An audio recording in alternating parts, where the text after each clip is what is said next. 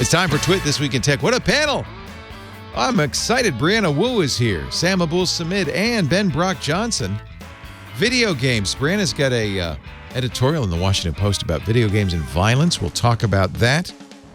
We'll talk about Woz. He wants you off Facebook. And why is the U.S. Navy ditching touchscreen controllers? It's all coming up next on Twit.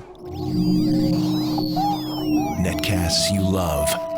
From people you trust. This is Twit.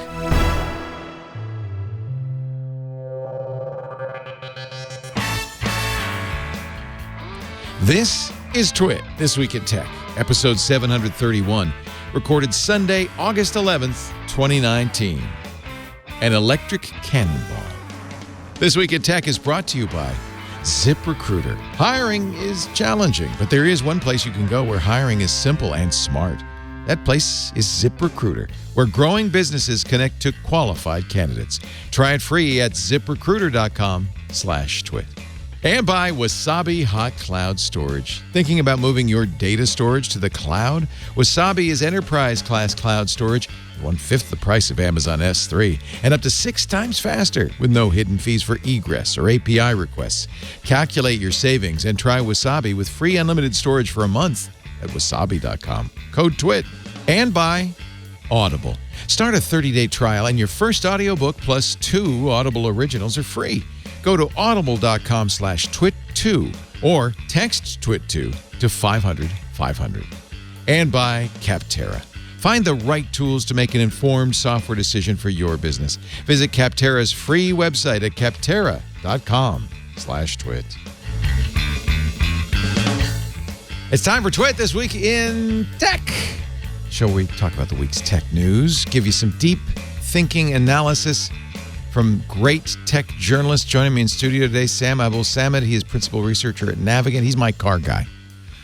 Yeah, it's good to have you, Sam. He's also the host of the Wheel Bearings podcast at wheelbearings.media and regular on the radio show. It's good to have you. You're driving today. You're driving Honda Insight. It's always different with you. Yeah. Tomorrow you'll be driving a Lincoln Aviator. I will, and we can talk about that next time. And someday I'll be driving a Porsche Taycan.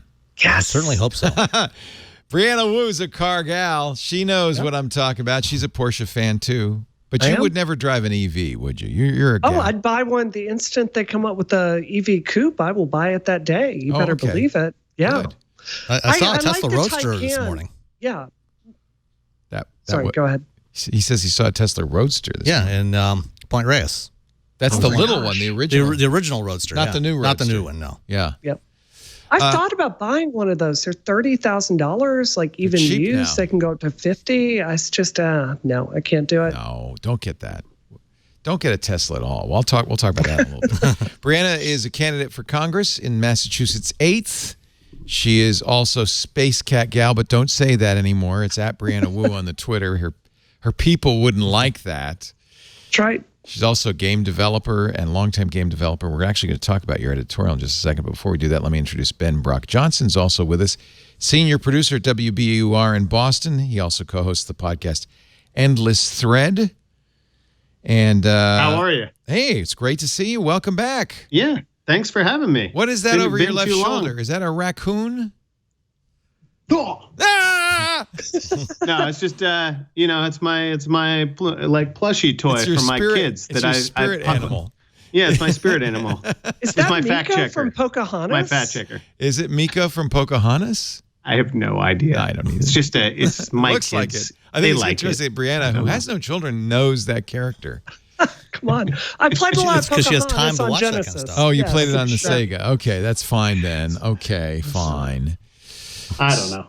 No, I love it. It's put cute. It up there. Keep it there. Keep it there. It's awesome. It's awesome. Perfect. Right there. Perfect. So, one thing I noticed before the show begins, Brianna, you have a great podcast, Rocket, Yes. that you do with Simone de Rochefort, who's been on the show, and of course, Christina Warren has been on the show.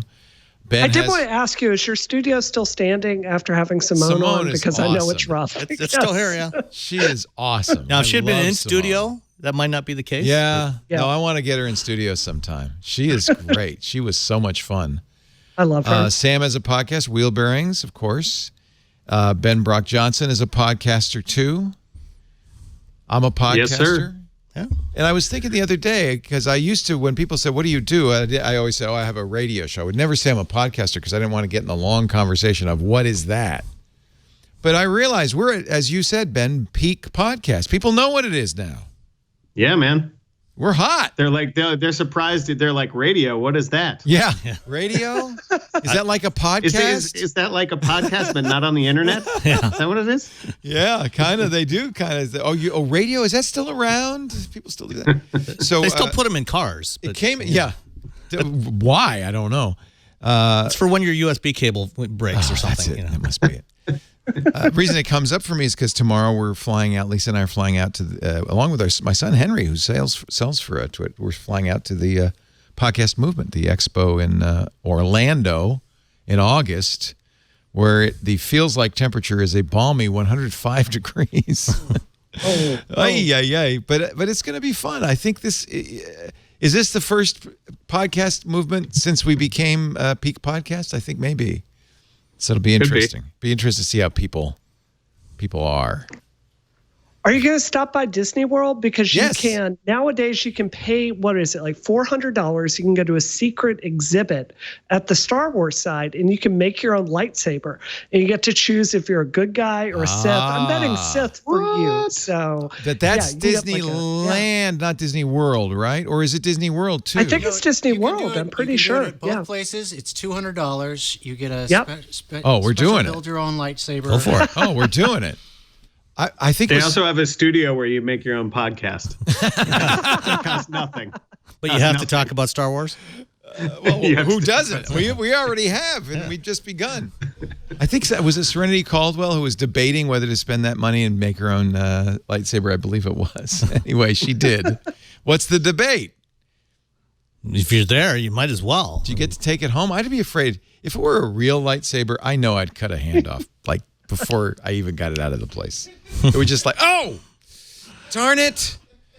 I hate it when the that incidence of happens. lightsaber wounds goes up dramatically Can you when imagine? the lightsaber goes into the home. Oh my true God. fact. And then who thought of a double-ended lightsaber like that Sith light? That's crazy talk, man. Or the the one that Kylo Ren uses, with the little with the little guards. shoots, the little light.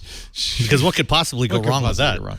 See, video games don't cause violence, or do they? Actually, this is a timely conversation. Brianna Wu just wrote a opinion piece for the Washington Post, and this comes up because after the tragic shootings in, I should start with Gilroy. Although you start going back, you'll go back a long way. But Gilroy, and then Dayton, Ohio, and of course El Paso, Texas, and unfortunately, two things are blamed immediately: video games and mental illness.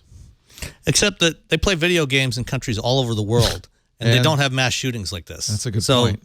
So, So Brianna's piece is titled "Video Games Don't Cause Mass Shootings, But," and this is an interesting take on it, gamer culture does encourage hate. And you were, of course, the subject of a lot of hate during Gamergate.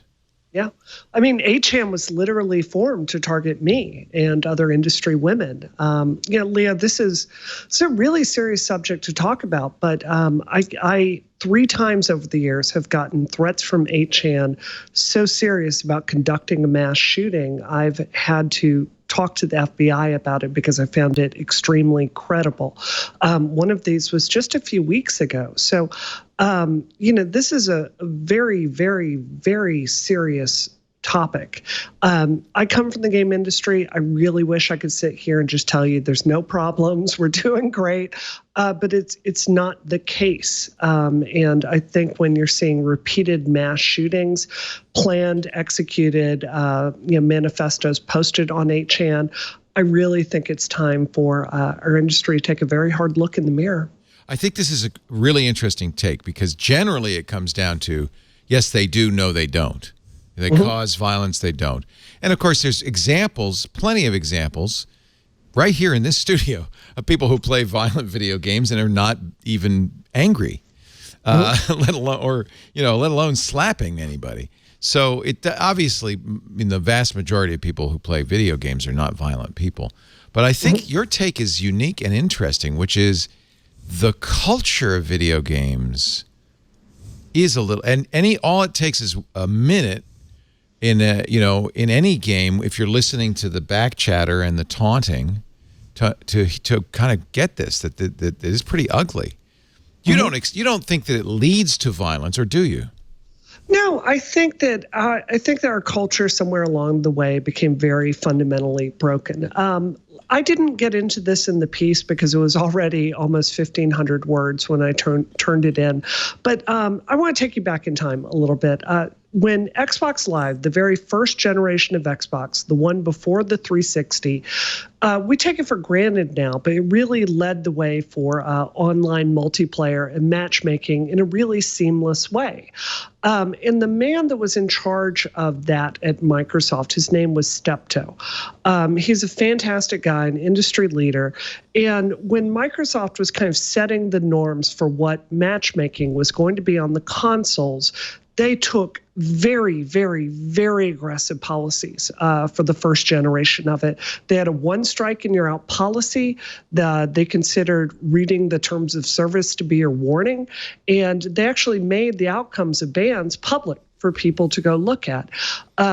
I met with Steptoe and I got to know him a bit before he passed 2 years ago. And he was telling me about all the battles he had with Microsoft behind the scenes. When they moved over to the Xbox 360, they were looking at the human cost of basically looking at all these automation reports and looking at the loss of a player base from banning people for harassing behavior. So they moved to kind of an automated system, and they decided to kind of pit the jerks with the other jerks in games. And we kind of laughed at it at the time, but I believe that one decision really set our industry down a very different path. Because if you look at what started happening on IGN with the comments at that time, if you look at the policies PlayStation adopted and later Steam, there really became an expectation that you could say anything and behave in any way on these platforms. And I feel like today it's gotten to the point where, no, video games do not directly lead to violence, but it is kind of a chamber where people are so furious that they are amplifying each other. And it's very directly leading to recruitment in these kind of white supremacist chat rooms. And I think we can see it directly leading to school shootings. Yeah, it's interesting how it starts to become a safe space for hate, right?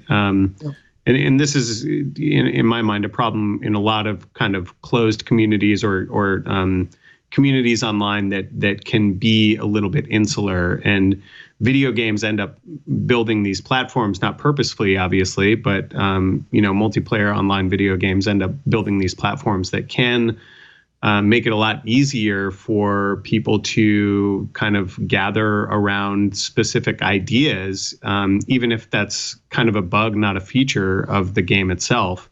And I think it's been really interesting to see the debate around this, around 8chan and Reddit and other websites, and it's really problematic, I think, for the companies that build these platforms. Because they still don't know what to do with it, or seem to know what to do with it. They try to build out their trust and safety teams. You have Facebook, another place where hate groups can organize and have organized in safety, trying to figure out how to build algorithms to catch stuff. And I just think it's really, really tricky, and weirdly, a lot of these tech companies really need to think about just building out their trust and safety teams even further than they already are. And that's expensive. And tech companies don't always want to do that. But it really is becoming a bigger and bigger problem.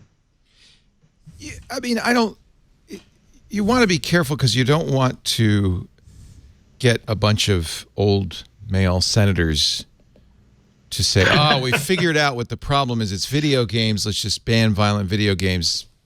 All done.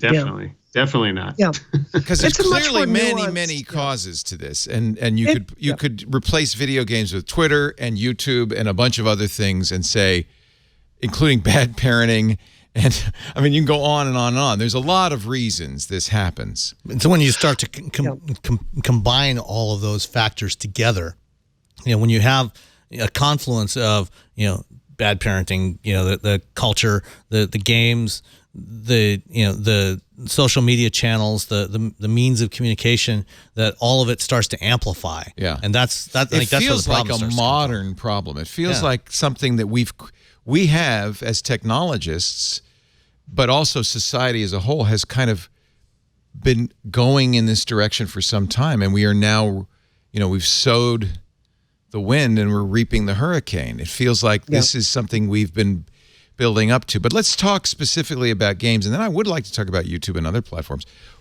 Brianna, what should gaming companies be doing differently? Well, I really, just before I say that, I want to echo what you're saying, Leo. It is unbelievably critical that we don't take this too far. The liberal right to free speech in this country, it is one of our greatest achievements as a culture, and we need to think extremely carefully when we're talking about anything around here. That said, the conclusion I have come to through direct interaction with 8chan for years and years of violent threats is I don't consider them different than ISIS or ISIL, where we do freely take down those sites for recruitment. I do think it's become a haven for terrorists, in my opinion. As far as actions that the game industry needs to do, again, I want to take you back in time. When I was thinking about starting my game studio, there was a podcast on IGN called Girl Fight, where they got some of the best-known women at IGN to basically put a podcast together. It wasn't political. It was just about the games that they liked. When we made Rocket, we actually took the Girl Fight formula and just copied it and made it for wider tech. And in that era, IGN was very unwilling to go through and moderate the comments and ban people for acting in bad faith and basically harassing these women. I think what has happened is we've created a culture where there are no consequences for that kind of behavior. So I think, first of all, across the industry, not just in games, but for game journalist sites and on Reddit, I want to see a lot more investment in the terms of service. If you're threatening to murder someone, that's not a free speech issue. Your account needs to be banned. And I do think that law enforcement needs to look into some of the more serious threats. There and is bring a legitimate prosecutions. concern, and we're seeing it already, because 8chan, which Cloudflare pulled the plug on finally last week, and and 2Cows, their domain registrar, pulled the plug on. So everybody went to 8chan. Right. And this is part of the problem with this. You ban a Twitter account, they create a new account. You ban somebody on Reddit, they create a new account. It feels like whack-a-mole. It doesn't feel like this is too easy to do. I mean, it seems like a hard thing to shut down. And there's even this larger concern. There's the Motherboard article about 8chan moving to the, and I hate the use of this term, dark web, because it's a silly term. But my fear is you force this underground, then it still goes on. It just goes on underground. That didn't solve anything. Yeah. But you don't want them recruiting. Is that the point? I do think in 8chan's particular case, forcing them to go into, different, again, I also hate that phrase, dark web. It does make it harder to access. So I do think it's a step in the direction. We don't have put it back under that rock. We thought for a long time light would disinfect. That's apparently not the case. I think saying you cannot operate this kind of website in a reputable company like Cloudflare or Reddit or something like that, I think that's a reasonable step to say. But I just want to stress, Leah, that's not something I say with any joy in my heart. It's a very serious action to take. But again, I had to report to the FBI a credible mass shooting where thousands of people could have been killed just a few weeks ago, Leo, from 8chan. Right. I mean, this is serious stuff. Well, but that's part of the problem is it's impossible to distinguish the serious stuff. Yeah. Clearly, El Paso, Dayton were serious. Yeah. But it's impossible to distinguish the El Paso shooters manifesto on 8chan from a dozen copycats who are just kids in their jammies. I don't know how. I mean, that's when you send out the Secret Service. You send out the FBI and you have them go interview them, I guess. But I also really worry that. So one of the things you're talking about, I take it, is this notion of domestic terrorism and red flagging. And this is a debate that's going on in Congress right now and nationally right now. as it happens, law enforcement, it's difficult for them to red flag an American because of this fear of chilling effect on their First Amendment rights. And so family and friends who are saying, this guy is nuts and has guns and I'm worried, can't necessarily go to the police and say, do something. Is it the case, Brandon, that often the local police can't or won't do anything? That's just been my experience. I also think you cannot overstate just how poorly prepared local police jurisdictions are to deal with online crimes. Here in Massachusetts, we're relatively well funding. I can tell you our cyber division is much more effective today than it was at the start of Gamergate, but it was a ramp-up process to learn that.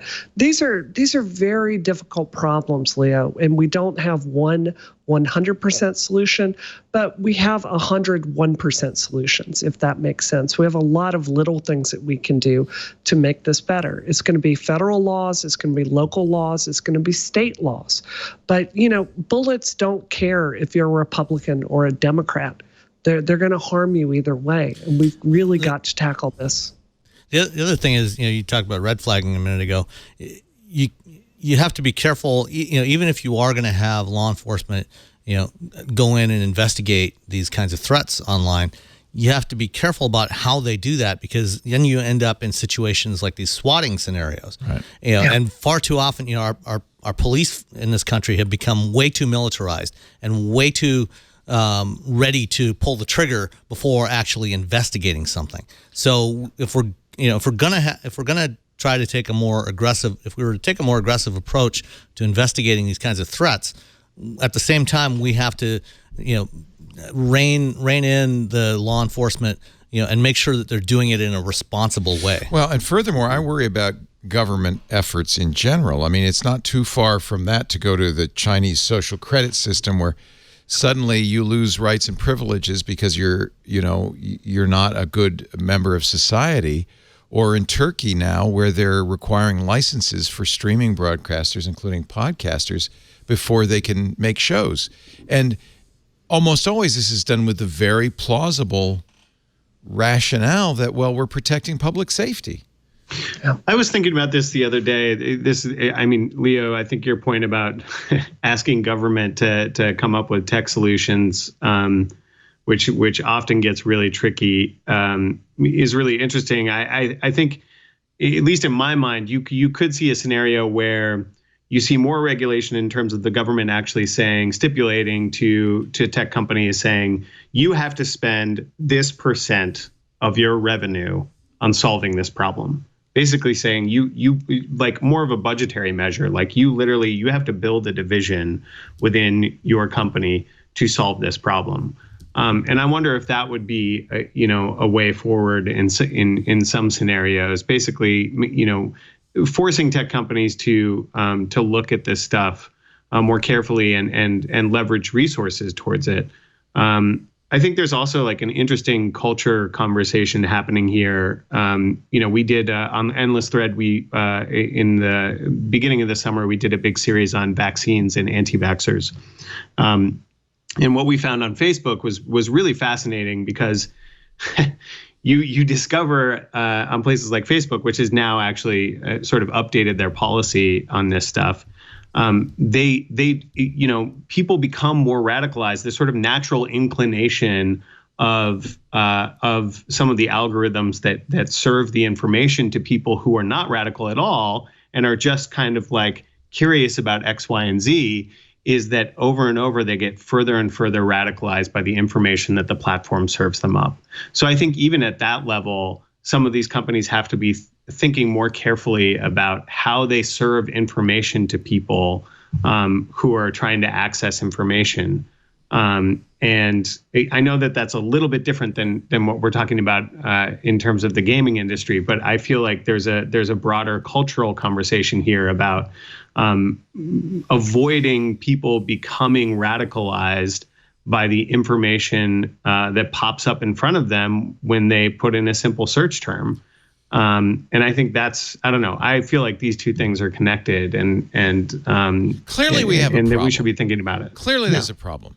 But I also fear that there are people, and there are people in every country, but in this country, who will take advantage of the fear we are now under to create, I think, really egregiously awful laws. According to CNN on Friday, the White House is proposing to have the FCC and the FTC police social media. And in fact, what they want to do is they want to basically undermine Section 230. And, it's, the name of the act, according to CNN, and this has not been confirmed by the government at all, is the Protecting Americans from Online Censorship Act. It would be an executive order that would force the FCC to cut back on CDA Section 230 protection for internet platforms. And I think you can, he's proposing this because it's his contention, unproven, that there is a prejudice against conservative thought on Twitter and other social media. But I think you could also use this to say, well, these platforms are being used to spread hate speech, and we need to have more control over this. And that's what I worry about. Yeah. This is a very challenging problem. And we're clearly at a point where we all feel like something has to be done. Yeah. But I worry about what we might do. I think I would say this, Leo. I mean, I'm running for Congress because we have to have people thinking about these actions in a thoughtful way. I read what the Trump administration is proposing. And I don't mean this as a left versus right thing. It doesn't strike me as a thoughtful solution that takes into account the entire problem. We need leaders, not just in Congress, but at the state level, at the local level, thinking through this and addressing it. And it's going to be a gargantuan challenge. But when you think about it, like, this is the information age. Like, these tools, these systems, they define our society, they define our friends, they define how we get our jobs. We cannot shirk from taking this on. So I just think it's incredibly important that we get technology literate people making those decisions. Is that the problem with this? Is that it's technologically illiterate?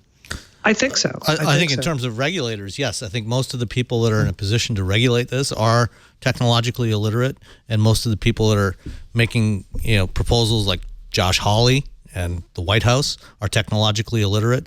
But at the same time, I think we also have a problem where the people running these platforms and these companies are ethically illiterate. They are. You're right. They're technically illiterate, but they completely have no moral compass. Exactly. And this is part of the problem. And they're willing to let anything go.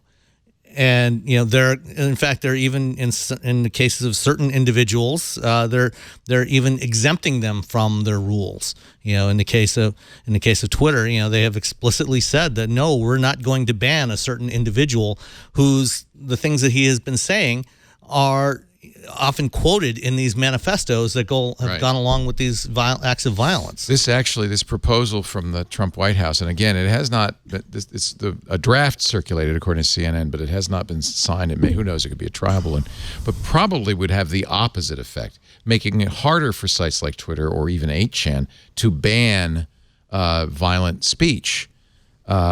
So, basically, under the draft proposal, this is CNN. The FCC will be asked to find that social media sites do not qualify for Section 230's good faith immunity if they remove or suppress content without notifying the user who posted the material, or if the decision is proven to be evidence of anti-competitive, unfair, or deceptive practices. Ron Wyden, who wrote Section 230, said the whole point of 230 was to allow platforms to get slime and hate off the platform without consequence, without liability. If you undermine 230, it's going to make it very difficult for platforms to block and ban anything. Yeah, you don't want to add a brand new layer or two of bureaucracy to the process, right?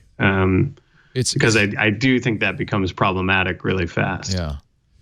Again, in fact, Wyden says he doesn't see the FCC or FTC to jumping at this to do it.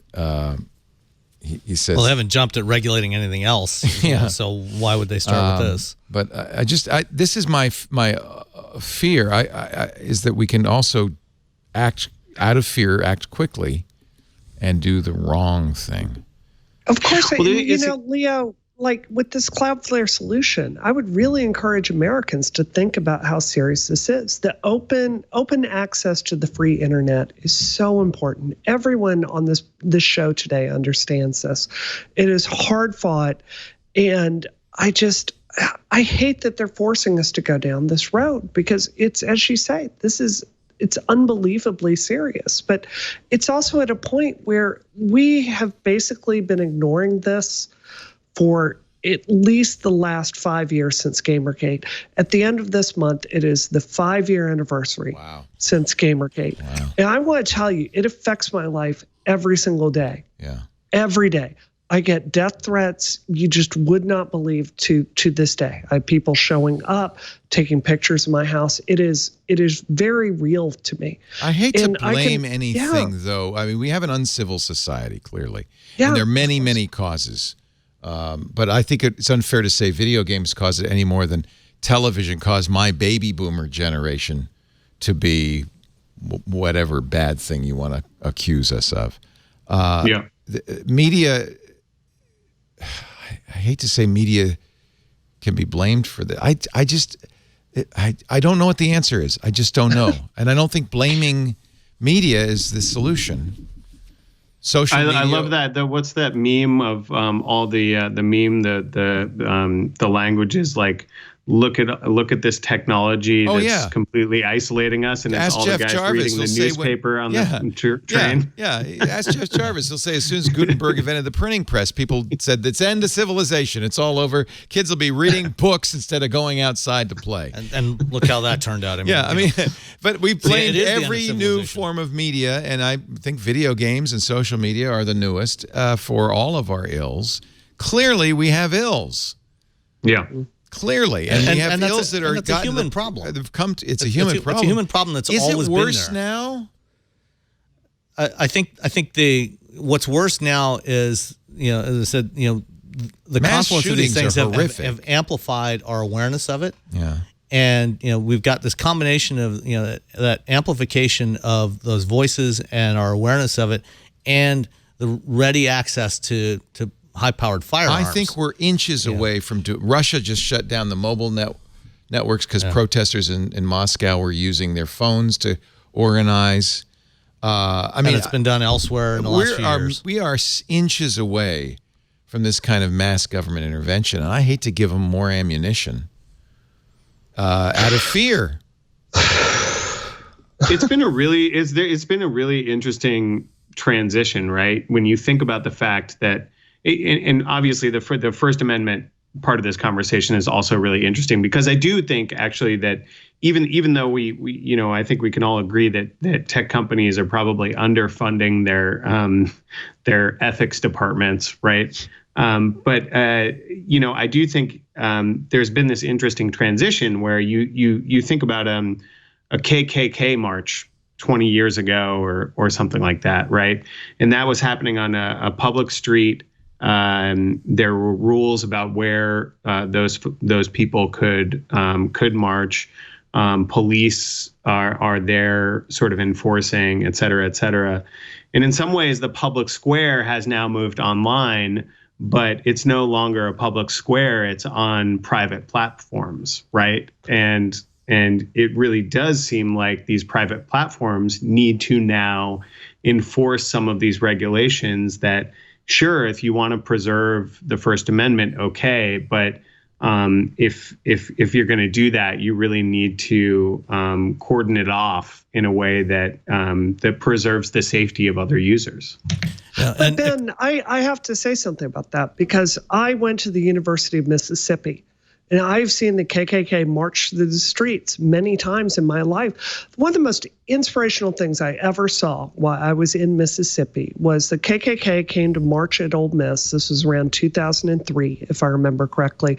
And I want for you to imagine hundreds of conservative Southerners standing out there, turning their backs to them, making it clear that they didn't stand with them. It was such an inspirational thing. That's not something you can have online. Also, when the KKK came to Ole Miss to protest, the police were there.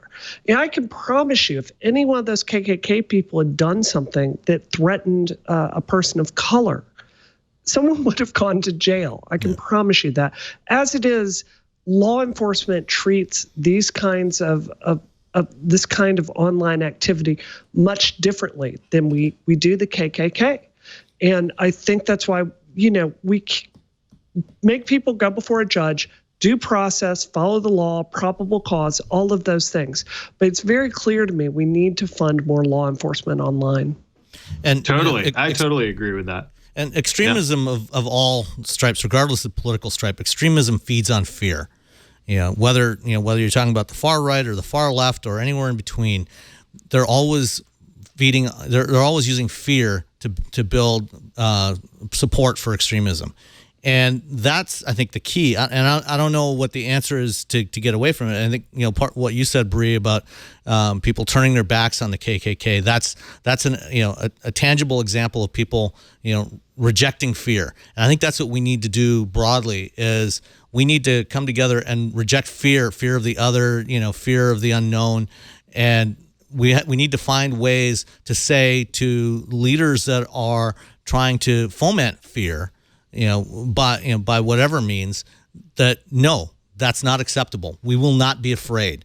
And I think it's only then that, we start to solve this problem. Let's take a break. No, it's such an important discussion. It's such a difficult problem, and I don't know what the solution is at all. And I somewhat fear that every side is going to use it to exploit it to push their own agenda, whether it's gun control or banning video games or mental illness or whatever. And I don't know if there's any one solution. I think social media is as much to blame as video games. If you talk about, if not more, if you talk about somewhere that's fostering a culture and propagandizing, and I mean, it's doing all of that stuff. 8chan is social media. It's not a video game. It's social media. Yeah. But banning Twitter is not the solution either. I don't know what the answer is. But banning the people that are fomenting fear, you can't. They just create another account. You ban them again. You it's just keep doing whack-a-mole. it. You'll never win. No. This is the real problem Facebook and Twitter face. There aren't enough people in the world to police them. Oh. Yeah. And you can't do it algorithmically. I was just going to say, it feels like no matter what we do here, someone's going to use it as an excuse to go after and hurt someone they already don't like on all sides. And it makes it very hard to address this constructively. Yeah, well, there you go. This is a conversation we have a lot on this network. I wish we did. I didn't start Twitter. I didn't get into technology journalism because I wanted to talk about this. I wanted to talk about the latest computer chip. But unfortunately, the consequences of what we have wrought are starting to outweigh the actual hardware. And I don't know what the answer is. I don't think we're well equipped to solve it. Maybe we just have to ride this ride to the end to see what happens. I just don't want the wrong solution to be promulgated. And then 5 years from now, we look back and say, well, that didn't work. Oh, that's worse. Let's talk about chips. The new phones are here. I don't know. We'll find something in just a second. Our show today brought to you, by the way, great panel. Thank you, Ben Brock Johnson, for being here from WBUR in Boston. He's a senior producer there, candidate for the Massachusetts 8th. When is the primary? September 20th. Oh, my. Brianna Wu. 2020. 13 months. 13 months. Yes. Oh, September 20th of next year. Oh, she's correct. I thought, oh, my God, it's next month. She's just getting warmed up. Oh, no, I wouldn't be here if it was that close. Oh, yes. Man. Yeah, you're going to get busy. You're going to get real busy. Oh, I'm already I kind of wish it would all be over by then. I would love for it to be over Let's do it next month. This Can November. we just move it all up and just do it next month? That would be nice. Let the people speak. And, of course, my car guy, my own personal car guy, Sam Abul-Samid. We'll talk about cars. Let's talk about cars. That's a good subject. Yeah. That's a fun subject. Autonomous cars are going to kill us all. Oh, crap. Our show today brought to you by ZipRecruiter. Hiring used to be hard, right? In fact, you're always hiring at the worst possible time, especially a small company like ours. You're down a person or two, and you've got to fill positions. Plus, I think for us, and I bet it's true for your company too, I always feel like the right person's there somewhere. The question is how you reach them. There are hundreds of job boards. How do you know which job board they're on? How do you know what they're looking at? So it all starts with ZipRecruiter, because you post a job on ZipRecruiter, it instantly is posted on over 100 of the web's leading job boards, including Twitter and Facebook, the social media sites, everywhere. I mean, this is going to maximize the chance of your getting to that person who's out there just waiting to find out about your job. But they don't stop there. They go even farther.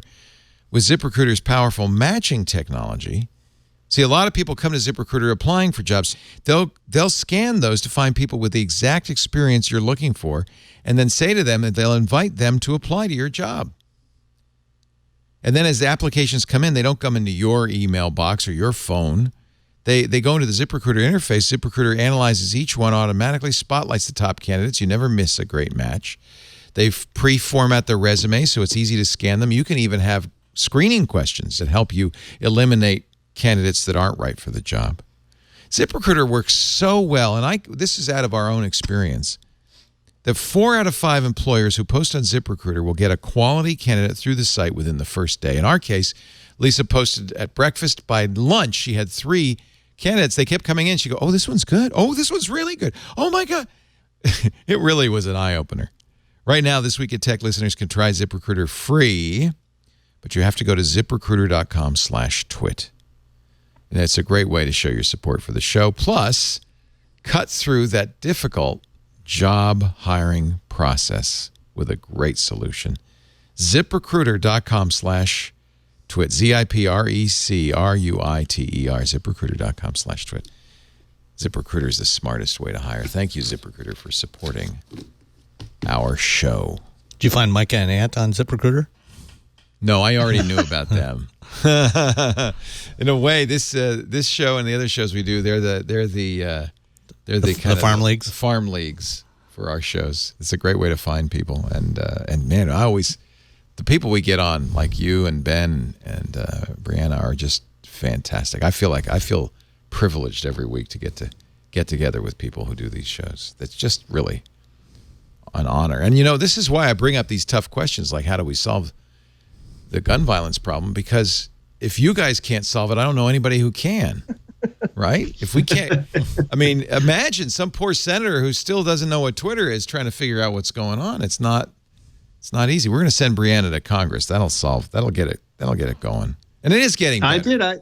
I did always like the Chris Rock solution. The every bullet should cost $5,000. That's good. I like that. How committed reasonable. are you? How committed are you? I have a sneaking suspicion that most of the people that are committing these acts probably could not afford $5,000 bullets. Well, you don't know. If only rich people can buy bullets, then only rich people will be outlaws. No, that doesn't make. That doesn't Well, perhaps they should be. Rich people already are outlaws, right?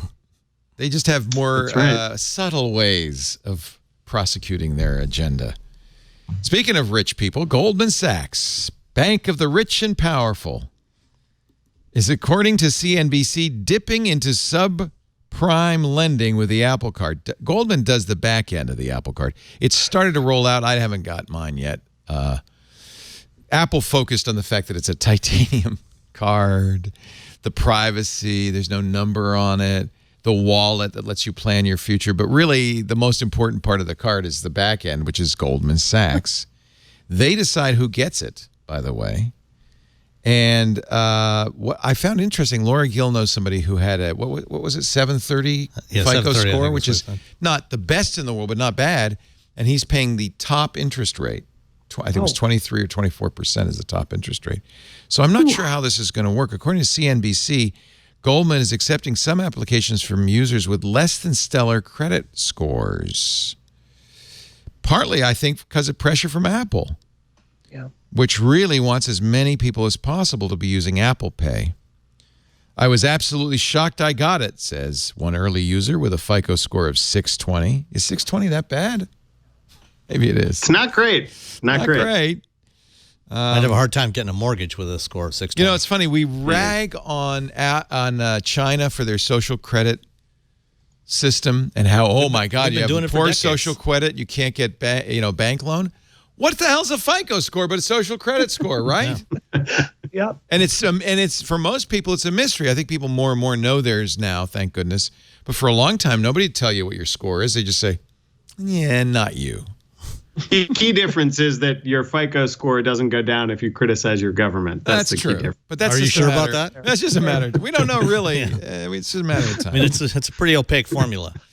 I think it's so surprising Apple is operating in this space. I just don't get it. Like when there were rumors about Apple doing an Apple Car, my first thought was, wow, what is this what Apple wants to be associated with? Like your iPod doesn't run you over in the street, right? Or the headache of going and getting it repaired. It just seems really off-brand. And, you know, for today, Sony has basically, the last time I looked, 2 profitable divisions. The first one is their PlayStation division, and the other is their consumer finance division. So for a company like Sony that doesn't really have the hottest products right now, I understand it. But it's a bizarre place for Apple to be operating in, because the stories of people getting into tons of debt on this card are just, they're incoming. They're inevitable. So well, I don't get it. Apple, this is part of Apple's becoming a service company, right? When the iPhone sales start to taper off, Apple says, well, we're not going to sell as much stuff, so we need to figure out a way to make more money per customer, and that is going to be through a constant revenue stream on services. And I think Apple looks at Apple Pay as the prime way they can make money. Right now, it's the App Store. They get 30% of every sale. It's Apple Music. It's successful. It's no Spotify, but it's doing all right. iCloud, which they push on everybody all the time. But really, if you think about it, if everybody would just start using Apple Pay on their phone and their watch, Apple would get a percentage of all the transactions. That's real profit. Well, it's like what you've been talking about for years around Amazon. You know, Amazon getting into all these different businesses, you know, where for every transaction in the economy, they get a small percentage. They get a cut. I think Apple's trying to go in that same direction. And, you know, most companies are trying to move away from a model of sell something once and then forget it, you know, move on, try to sell the customer something else at some later date, to, you know, continuous recurring payments, you know, because that's, you know, that's what you want. As you've talked about, you want a revenue with stream. Microsoft, yeah. You know, you want that steady revenue stream coming in every month, you know, because once it gets going, it's really hard to stop it. So you're probably right, Brianna. Apple, I mean, why would Apple want to get in this business? It's nothing but a black mark on its escutcheon. But because they need to. There's only so much money you can make selling singles. So they need to. I think it's interesting. Yeah, our mutual friend Christina Warren, she will buy anything Apple puts out. Yes, she has the worst. Yes. She has the worst judgment with this stuff. I don't want to, but Christina, I have to. I'm going to be buying a new iPhone next month. I don't need a new iPhone. I just bought a new Note 10. I don't need a new iPhone or a Note 10 or any of that. I'm saying it out this year again, but like even Christina Warren is like, I don't want this card. I would not trust a member of Congress that had a new phone every year. So you're doing the right thing. Warren Buffett drives a Chevy Geo or something. I don't know what he drives. I mean, that's the. So, I mean, it's interesting. I feel like you raised an interesting point with the Apple car. Do you want the guy who designed the iPod to be designing your car? And it's funny you should say that, because we had a really good conversation on Friday with an auto writer. You know him. He's the editor of, I can't remember. He's the mobility editor of The Drive. Ed Niedermeyer. Yeah. Oh. Ed Niedermeyer. I love him. Ed. His new book just coming out this week called Tesla. I'm sorry, called Ludacris. The story of Tesla, the car company. And I thought, by the way, you think being a female game designer is dangerous? Writing about Tesla and anything that's not 100% positive. Yep. You are going to get flamed. And poor Been Ed. there, done that. Yeah. Poor Ed is just hammered by this. But I think he's tried really to be very even-handed. And I think the conclusion he came up with is The problem is Tesla is intentionally being run like a Silicon Valley startup, like a software company. But cars, the demand of a car, first of all, it's a very expensive, durable good. It's one of the most expensive things you buy in your life. Second biggest after your house. And its safety is the #1 job. It's got to get you to work and back, not only with not breaking down, but without the wheels falling off or veering into the wrong lane. And so real car companies have spent a lot of energy on process so that they can make a product that reliably, make 10 million of them a year reliably, and they're not going to endanger people's lives. And the Ford Pinto notwithstanding, they do a pretty good job. Well, I mean, there have been plenty of examples over the years, including most recently GM with their ignition switches, in the past decade. Car companies make mistakes. They do it on a fairly regular basis. The Volkswagen Dieselgate scandal. Well, that wasn't a mistake. That was on purpose. But they do things. Getting caught was the mistake. They make decisions that they shouldn't make. Let's put it that way. Yeah. They're not perfect. Yeah. But they do have processes, and they do understand that safety is crucial. But to compare the surviving. number of mistakes they make to the number of mistakes a software company makes. And this is the difference, is that the prime motivating factor with a software company, just look at Facebook's motto. What is it? Fail fast. Fail fast and iterate. And move fast. Move fast and break things. Break things. Yep. When you're driving a car, failing fast and breaking things is not a good motto. No. Well, And I have to say, as a great. Tesla owner for 3 years, it was kind of like that. My wife calls it our beta car. Yeah. Well, it's funny, back about 10, 11 years ago when Jeff Jarvis wrote his book, What Would Google Do? One of the chapters in there, he talked about, that car companies should build beta vehicles. And that's exactly what Tesla has done. They just never got to the final version. Well, yeah, and that hasn't worked out so well. And in fact, I wrote a rebuttal on Autoblog. I was writing for Autoblog at the time. I wrote a rebuttal to there was an article, I think, in Business Week, that was basically an excerpt from the book that was focused on that aspect of, that they should build, and car companies should build beta vehicles. Yeah. And I wrote a rebuttal, saying no. No. They should not. This is a terrible idea. At least not for somebody who's in driving them. Yeah.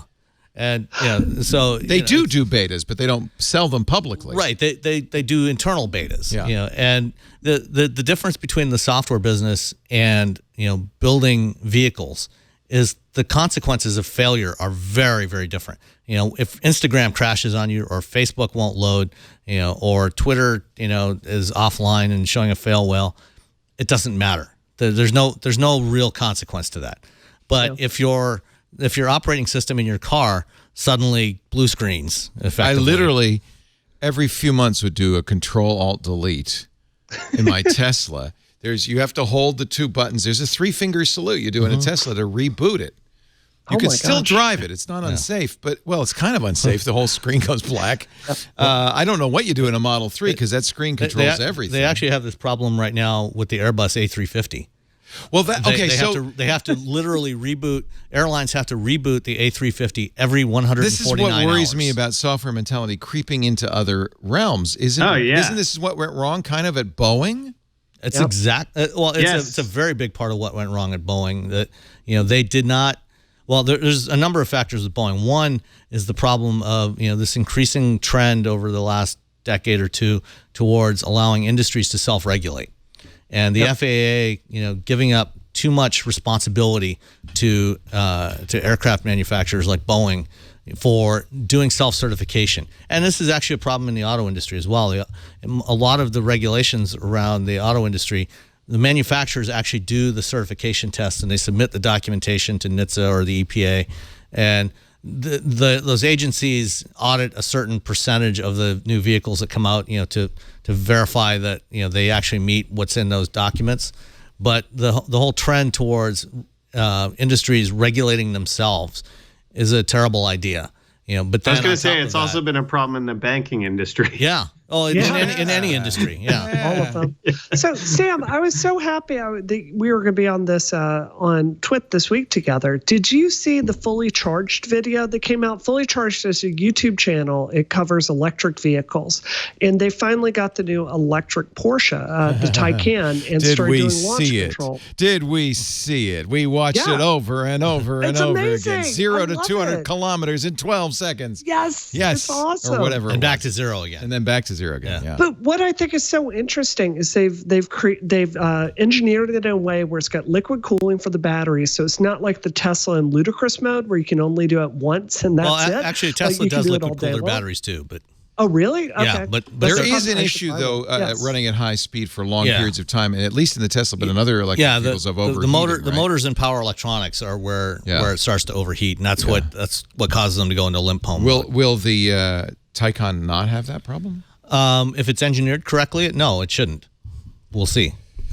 Based on that video, it appears that Porsche has done a more solid job of engineering that aspect of the vehicle, so that shouldn't be a problem. And Porsche is committed. The Taycan should perform in every respect as you would expect a Porsche to, which means sustained strong performance. And that's actually part of the reason why this year Jaguar, for example, with the I-Pace, launched the I-Pace E-Trophy series as a support series for Formula E, so that they could demonstrate, that these cars can run, on the track, at high speeds, lap after lap for sustained periods of time without going into limp home mode. Something which has been an issue for Teslas. Teslas are very quick, launching once or twice, and then they start to slow down until everything cools down again, and then you can do it again. So I have a proposal for you. Okay, Yes. we will never beat the official Cannonball for what's his name, the guy that Alex does. Roy. Oh no, VinWiki, the guy Ed. I forget his name. We'll never beat that one because he was driving at 120 miles an hour the entire time. But we could do an electric Cannonball. Let's do an I know electric some- Cannonball. I'll be Burt Reynolds. There is. I can You go fly my- to Boston, Leo. There actually is an electric cannonball record, and it's actually been broken twice in the last few weeks. I saw that, and I saw it. I'm like, I can beat that. My friend Alex Roy was actually the first one to set that record, and then now it's been broken. First, though, Ed Bolian. First, we have to buy a Taycan. Yep. So I'll sign up for that. Okay. I'll do some driving stints for you. Thanks, Leo. If Lisa lets me. Actually, it's gonna be hard to get one. 30,000 pre-orders. They claim sold out for 2020 next year. And the CEO, I remember seeing the CEO of Porsche saying it's mostly Tesla owners who are saying, "When do I get my Porsche?" And then You have to be amazed at that, though, right? Like, you have to at least give Tesla credit. I'm not a Tesla owner. I don't care about Tesla. I mean, I can't afford it, so I don't care about it. But, like, you have to at least give Tesla credit for kind of pushing this wouldn't exist. absolutely, car yeah. makers into this world, right? And I've always given Tesla enormous credit for demonstrating that electric vehicles can be something that an EV can something to be truly appealing in and of its own right, regardless of its green credentials. Just on its, I don't ever want to merits drive a as gas car. car again. I love EVs. Yeah, on its own merits, based on design and performance and everything else, an EV can be something. It doesn't have to be a glorified golf cart like it was in the old days. Right. But now, okay, great, we've got that part. Now let's make it so that it has all the other attributes that we have come to expect of modern cars, that it's reliable and safe and gets you where you need to go every time, that it doesn't not start half of the time. The kinds of things that especially mainstream consumers expect of their cars, because they rely on them to get them where they need to go. And that's where Tesla has fallen down, is on the fundamental components of creating a product that consumers can use as intended. And Boeing. But Sam, they had to build Boeing. the fart noise thing. They had to build the fart noise thing. They couldn't focus on that. It's on my. I thank goodness I did and turn my porting Tesla Atari games into the screen. Yeah, but I did try the fart mode. It was loads of fun. So you can have random farts, or you can have it whenever you do the turn signal. Instead of going click click click click, it goes. Oh God. Oh my God. My 16-year-old enjoyed it. I'm just saying. I've thought so much. I have a 2000 Boxster S that I love. It's a $7,000 car, and they have kits for it that you can take it and remove the engine. In this case, it's the M96 motor, which isn't that reliable anyway. You can convert it into an electric vehicle. So I'm ultra serious about doing this to this car because I think it will make it more reliable. It will just stop destroying the environment. I think it would be a real cool project. But what And you about can do that to a lot lithium-ion of batteries? Ed said that if Tesla were to build all the cars in the world, there wouldn't be enough Cobalt. Yeah. And that that is an issue. Some of the raw materials that go into these batteries and into the power electronics and the motors, are the mining and extraction of those materials and the processing is problematic. But that said, engineers are working on alternatives. They're trying to develop alternatives to using materials like cobalt. And new batteries are coming out. They're using less and less cobalt in them. Oh, good. I do worry, though, about this adulation of Silicon Valley. And, of course, Silicon Valley is the example of American innovation and know-how taken to the nth degree. And every company in the world wants to run their company like Silicon Valley does, except there are absolutely industries, and maybe the banking industry is another one. Well, I think it doesn't the problem really is more work so well. An issue of the adulation of the CEO, of the celebrity CEO. Well, that's another problem. That's I think that's a bit more broadly is a bigger been problem. spread throughout the. Yeah. I mean, every CEO now makes 1,000 times more than the lowest paid worker. It's out of control. Speaking of credit cards, if you had a Amazon.ca Rewards Visa or a Marriott Rewards Premier Visa in Canada, good news. Chase Bank wants so badly to get out of the Canadian market, they're actually forgiving your debt. They are forgiving your debt. This guy, this picture, this smiling guy, he owed $1,645 on his Amazon Rewards card. Chase said, you owe zero, zippo, zippity-doo-dah. They said, it's cheaper for us to do this. It's faster. It's the only way we're going to ever get out of Canada. So they're just saying, you don't owe us. It's fine. You don't owe us anything. Wow. Man. Go get that. Now you can get an Apple card. No, you can't. You're in Canada. You're in Canada. You can't. Sorry. Run away. Run away. It's interesting. I didn't know this, but according to CNBC, it was Steve Jobs' idea to create a credit card. When Apple held discussions with Capital One about creating a joint card in the late 1990s, Steve Jobs had an aversion to rejecting any customers.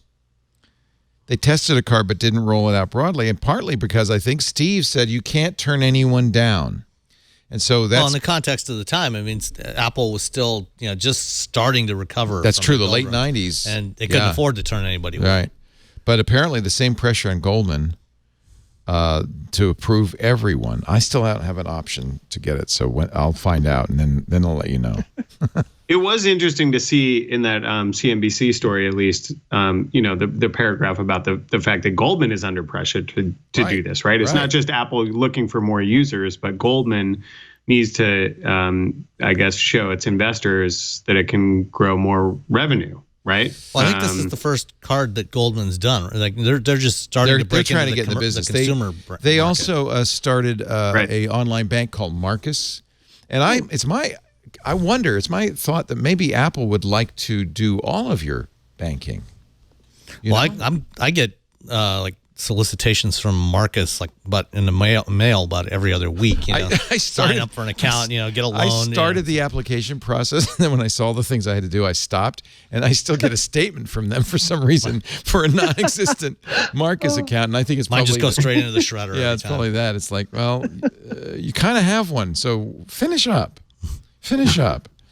As long as we're talking Apple, one more Apple story, and then we'll move on. Apple is apparently, this is according to iFixit. We love iFixit, former sponsor, and I really like their right to repair platform. Apparently, Apple is locking iPhone batteries now.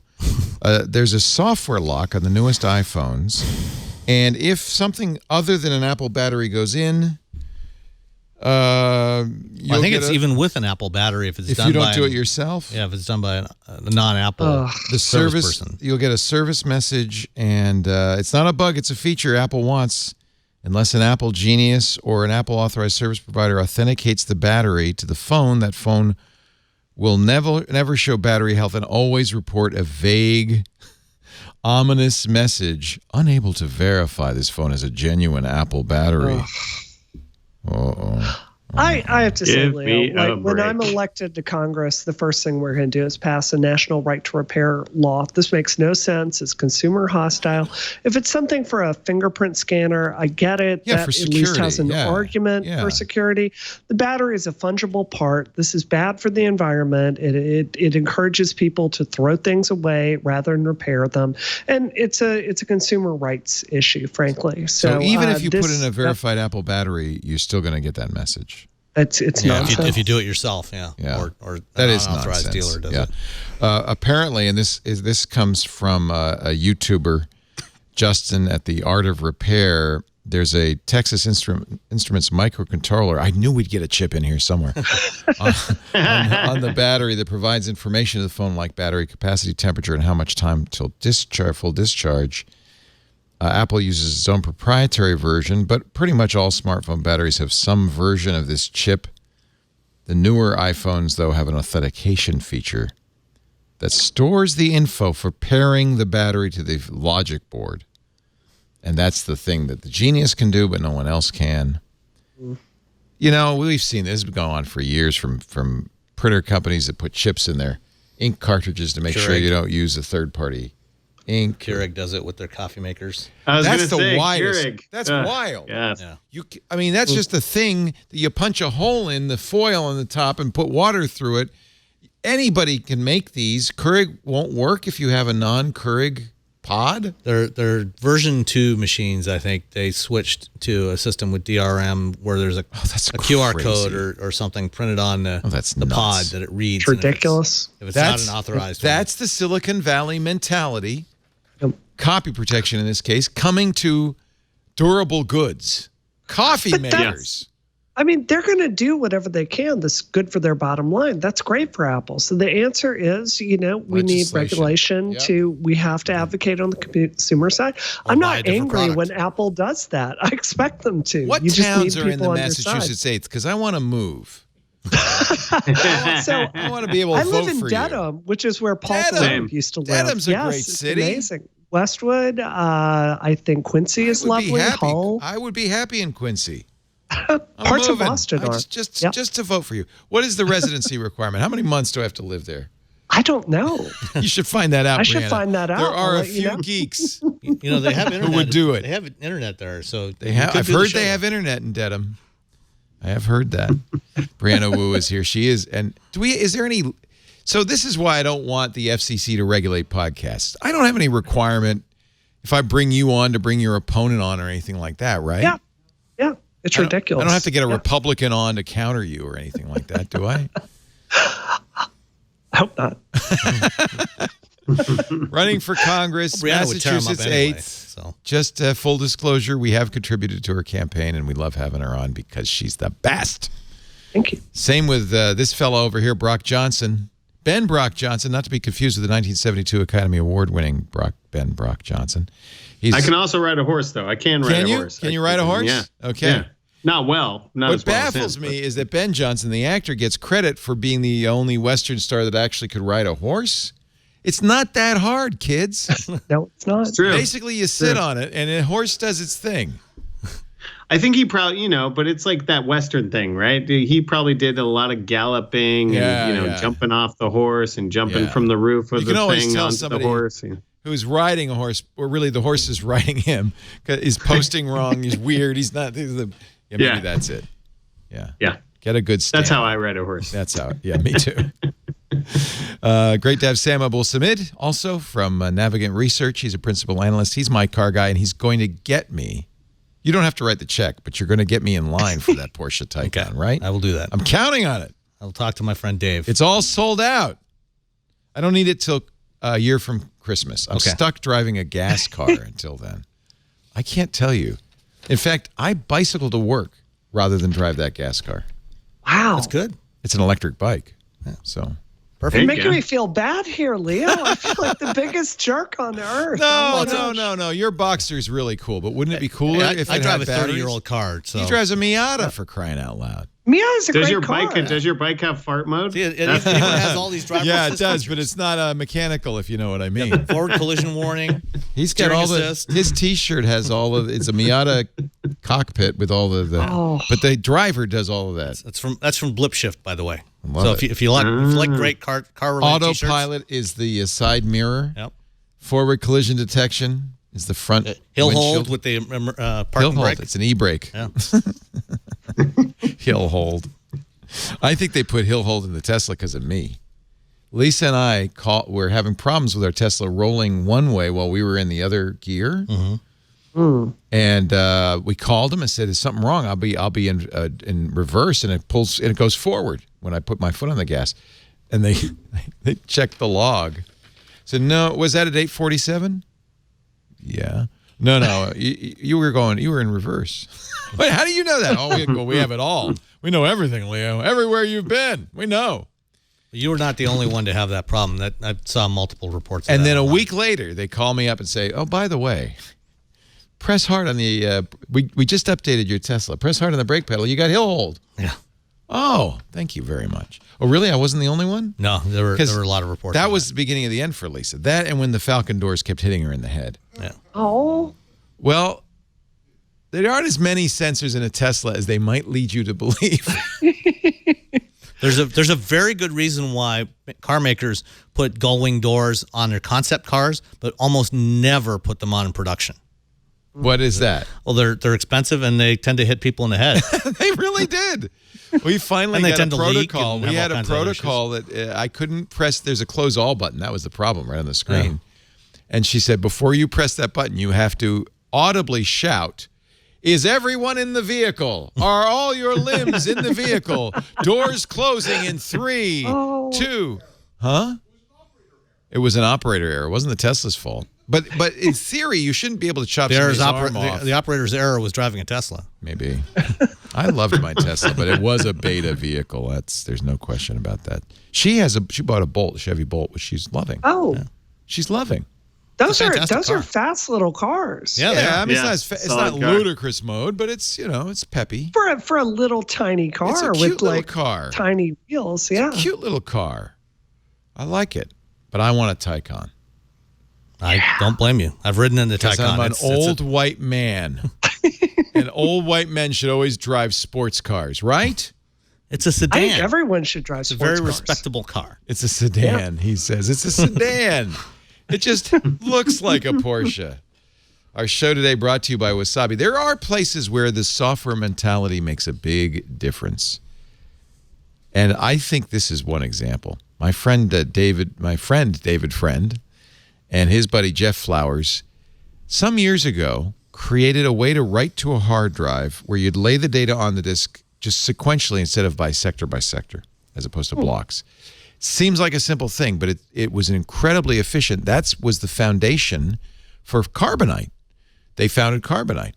A couple of years ago, they said, we could use this other ways. They created Wasabi, hot cloud storage. That's 80% less expensive because of this patented technology. They're the only ones who can do it. 6 times faster than Amazon S3 and fully secure. I love this. This is innovation. This is doing it right. Now, a lot of people, we know businesses are moving to the cloud. This is the next big thing. Everybody's going to be in the cloud.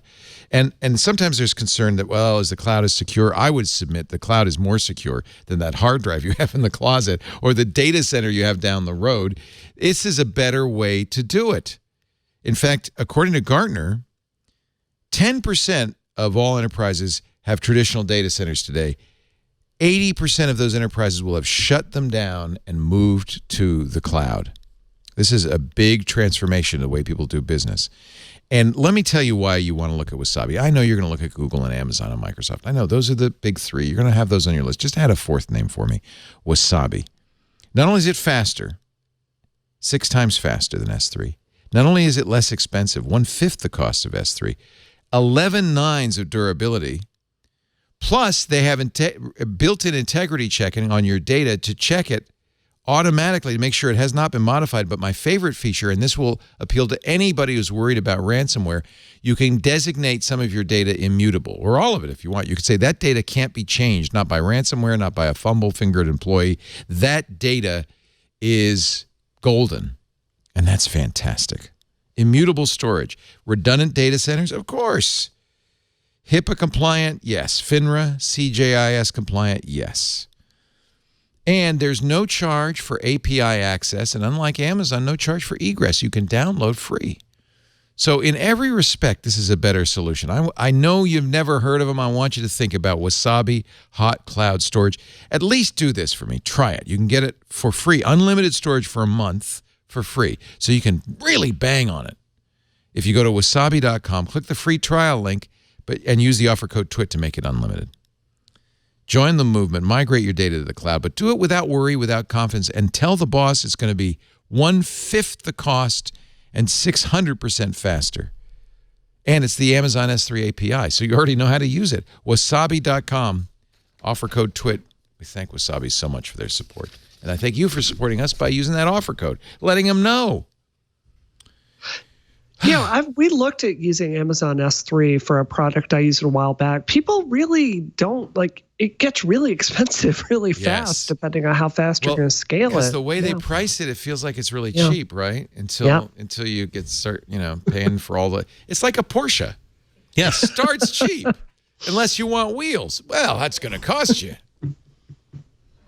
Or you want that leather that matches a particular dress or suit, and then absolutely, sir, we can do that for you. And that's not a problem. Here's the bill. I'm going to be so nervous walking into a Porsche dealership. I'm going to feel like I'm underdressed.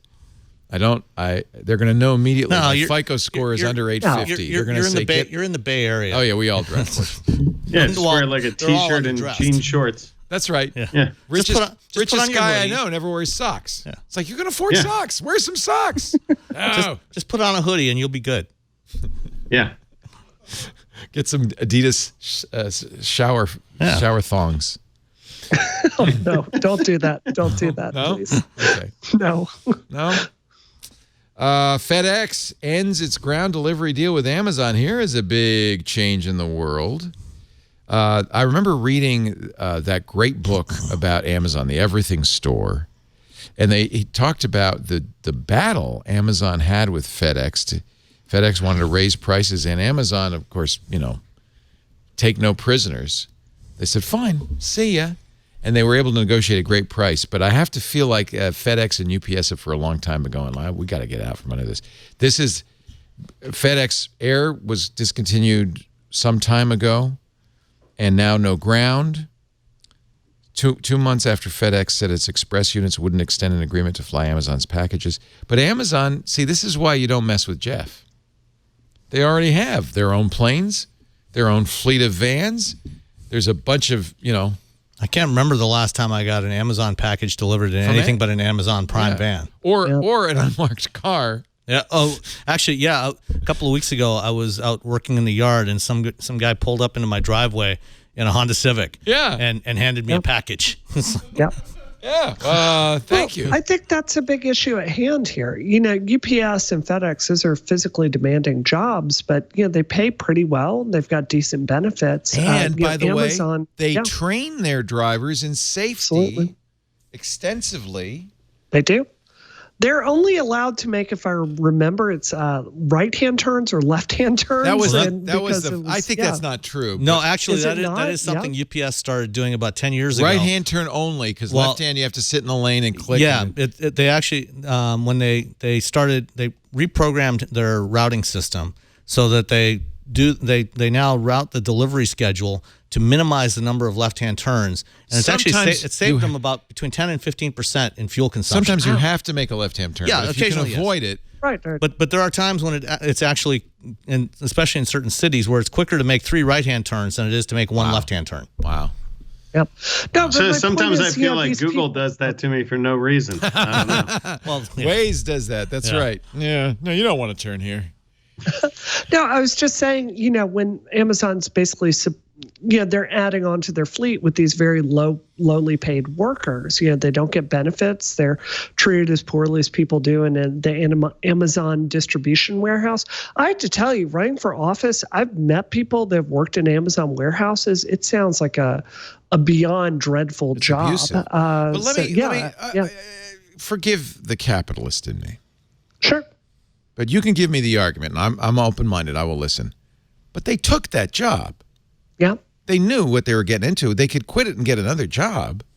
Unemployment's pretty low. It's not like this is the only job in town.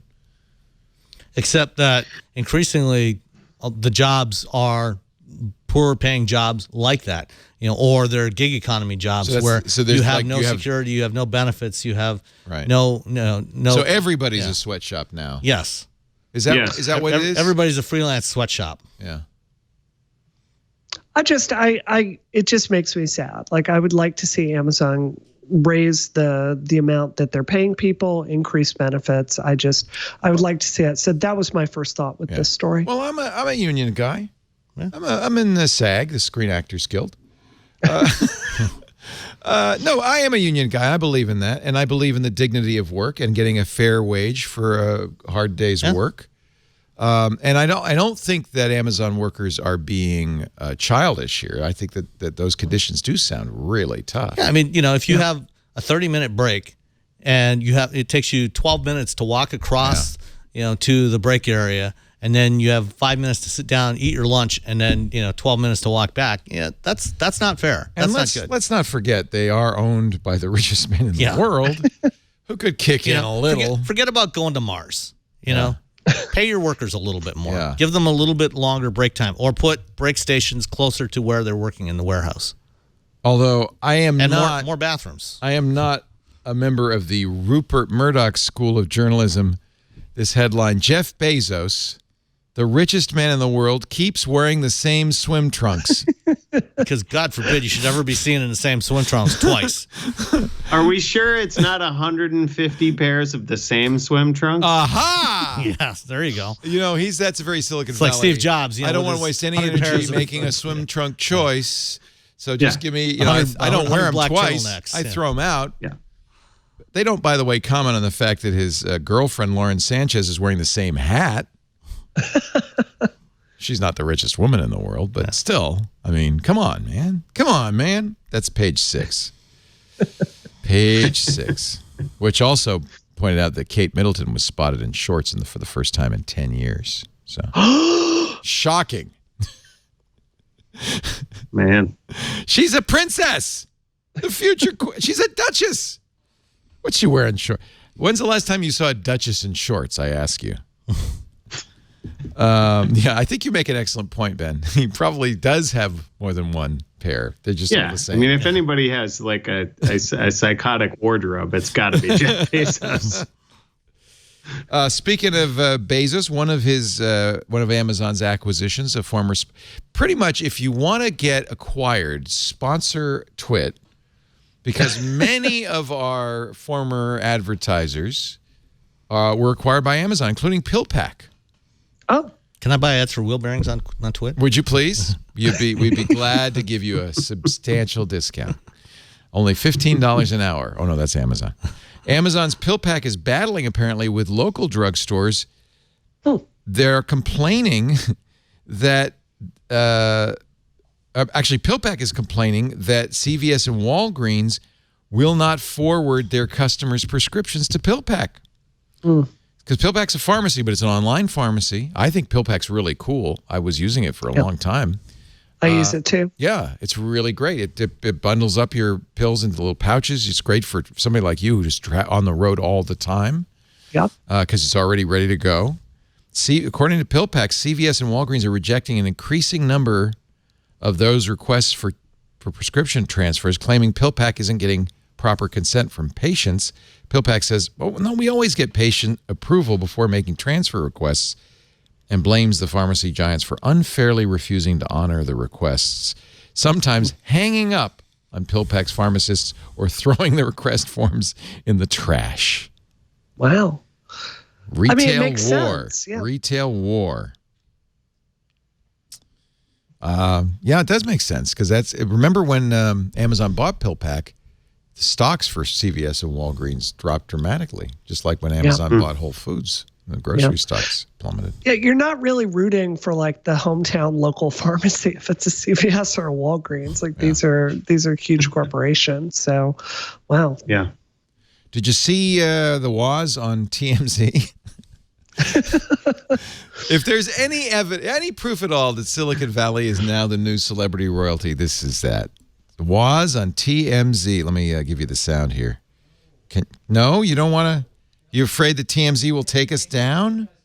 They'll take us down? No, TMZ's a nice channel.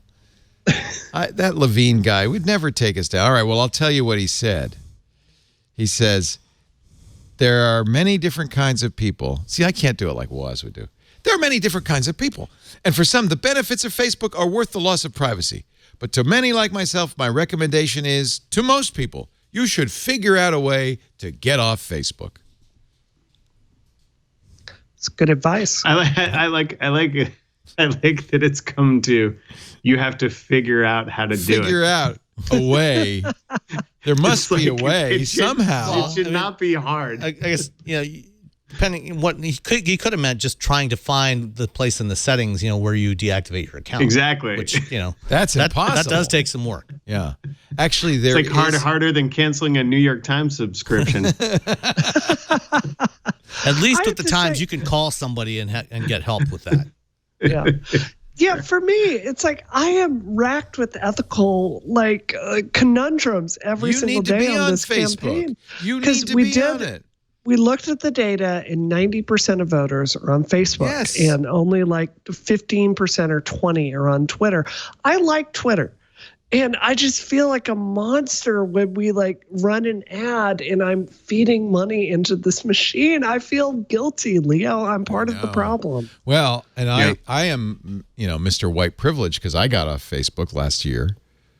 But, of course, Twit has a presence there and every show has a presence there because you're right. That's where the audience is. Yeah. So it's a luxury for me to say, I'm not on Facebook, but my company is. And if you're running for Congress, you'd be nuts not to be on Facebook. In fact, I'm going to bet you're buying some Facebook ads. Yeah, you better believe it. I mean, talk about the most efficient. That's how Donald Trump got. You could blame Russia. You could blame a lot of things. It's pretty clear to me that the reason Trump won is he used Facebook more effectively than anybody ever has in the past. Yeah. Yeah, I hope you don't mind me saying this, but now that I've run for office and I see the amount of voter data you can get on people and can purchase from people. Yes. I have to tell you, Leo, it should not be legal. It should not be legal. The detailed information I can get on people, it's cheating. It's cheating to talk to a voter and to know what their you already likes know are everything. To that degree. It's an area, and I understand why politicians would not be interested in regulating it because it cuts off your money. Yeah. But I have to say, I'm very ethically concerned with what I've seen so far running for office. I bet you, I'm sure you would never do this, but I bet you there are many elected representatives who, when they do their phone time to raise money, have a piece of paper in front of them, and they go, "Hey, Joe, how you doing? How's the dog? Is the toe better?" They probably have that whole thing. And well, you take notes when you talk to people, right? Yeah, because you keep track talk to so many. And they will tell you stuff. Different. But if you start using a dossier generated by a social network, that's a little scary. Yeah. Jeff Jarvis demonstrated something on Twitter a few months ago. We were looking at ad buys on Facebook, political ad buys on Facebook, because they do have a tool that will let you see that. Yep. Few of these buys were more than $100. They were very small buys, and the reason being it's hyper-targeted. Yep. It's the easiest way to reach the exact right people that you want to reach. You make a $10,000 buys. You're making a lot of buys, but each buy is super targeted. Mm-hmm. Yeah. And then, of course, each ad is tailored to that segment. Are you tempted to do that, Brianna? No, I mean... Isn't that what you have to do to win now, though? You do have to raise money. That is a really unfortunate part of running for office. And I'll be honest with you, Leah, this time I've spent 5 hours a day in this exact chair calling people. It's just the job. So you got to put in the work because you have to respect the process. But at the same time, I've definitely, I see a culture of being very not concerned with people's privacy in the way that you should be. And I've not hired people when they've said things to me that make me feel like they're not going to respect people's data. And I've told my team, anyone that's sharing email addresses or information of anyone we talk to is going to be fired on the spot. We can't run on a privacy campaign and then do this. Like we'd be just like the rest of them. Don't you think your opponent is doing all those things? I don't want to speculate on what he is or is not, but I know a lot of politicians are. Yeah. Yeah. Yeah, and so you're kind of fighting with one arm tied behind your back if you won't use these tools. But the thing is sleeping at night. I know. I hope we don't get to a time where you have to get elected. And if that's the case, the country is over.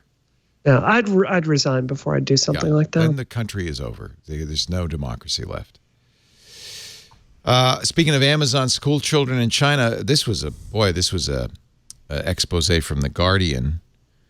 Leaked documents show children as young as 16 recruited by Foxconn to work for Amazon, grueling and illegal hours, sometimes through the middle of the night on school nights. On a school night? The teenagers drafted in from schools and technical colleges around Hengyang are classified as interns. Their teachers are paid by the factory to accompany them.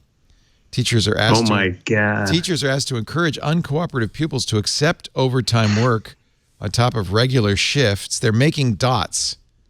They're making your Echo Dot along with Kindles.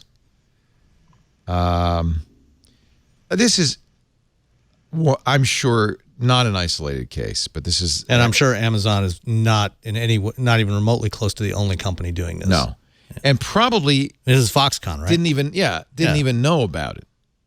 Right? I mean, this is pressure on Foxconn from Amazon to produce them at a price and in a quantity that maybe Foxconn feels like, well, the only way we can do this is if we bring in teenagers. Amazon says if we find violations, we take appropriate steps, including requesting immediate corrective action. Amazon uses independent auditors to monitor compliance. So they said, we're investigating. And additional teams of specialists arrived on site yesterday to investigate, and we've initiated weekly audits of the issue. It's embarrassing to Amazon, but I don't know if you can blame Amazon. I'll bet you that whoever is manufacturing Google Home Minis and any of these other devices is probably doing the same thing. Yeah. Yeah. Worst homework ever. 17-year-old Xiao Fang started work at the factory last month. It's her job to apply a protective film to about 3,000 Echo Dots every day. She was initially told by a teacher she'd be working 8 hours a day, 5 days a week. That's since changed to 10 hours a day, 6 days a week. The lights in the workshop are very bright, so it gets really hot. It doesn't sound like fun. So, but this is, I hate to just blame Amazon. I feel like this is the world we live in today.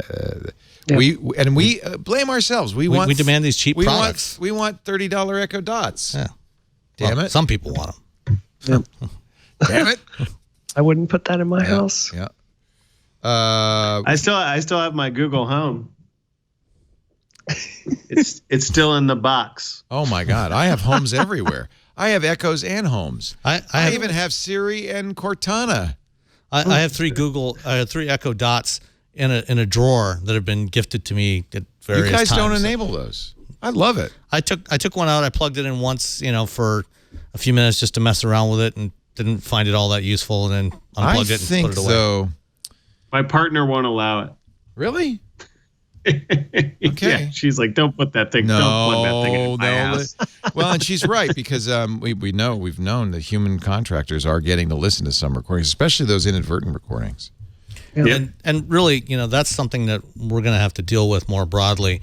It's not just those recordings. Anywhere where data is being collected, there are humans that are looking at that data, listening to that data, training data for autonomous cars. Yes. You know, any type of AI system, machine learning system, somebody is looking at that data to label it and, you know, so that it can be fed back into the system to train these systems. In a way, it's always been the dirty little secret of artificial intelligence. This is often humans. Yeah.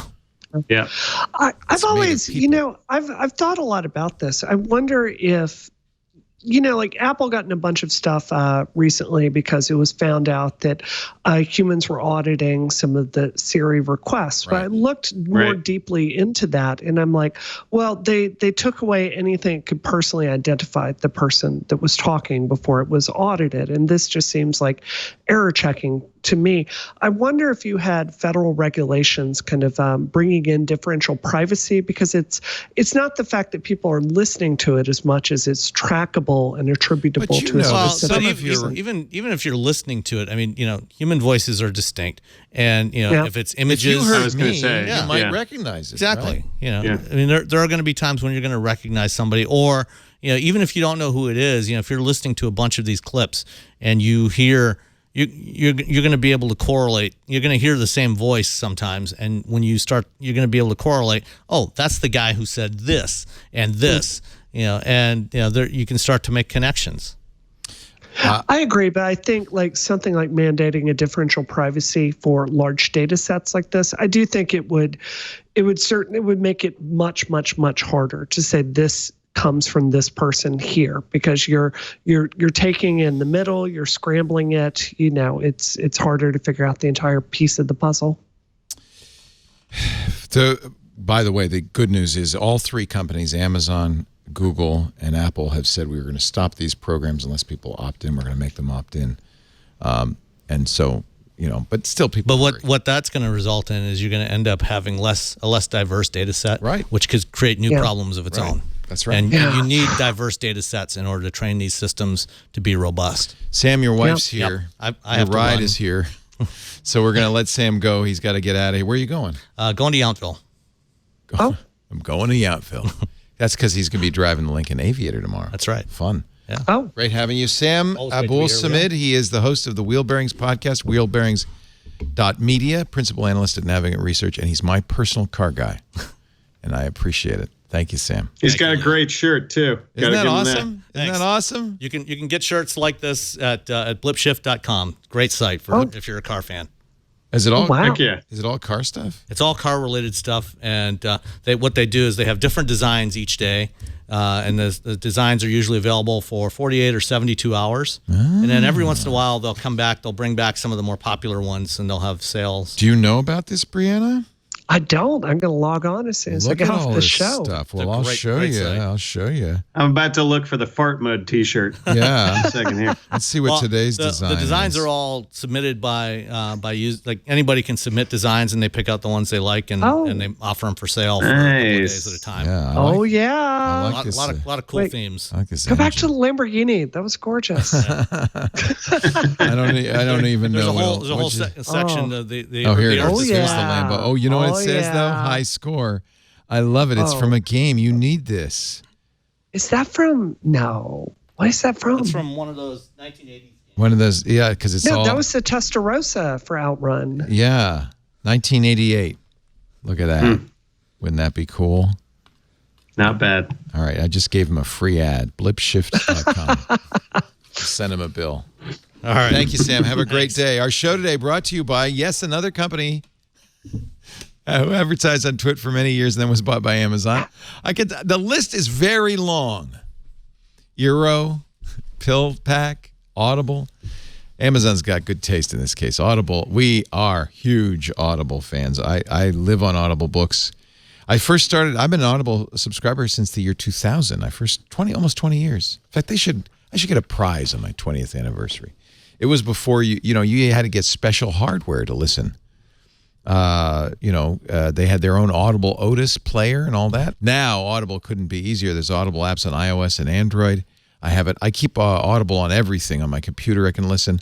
I really like it on my iPad Pro because the speakers are good and it's got lots of storage. Audible is awesome.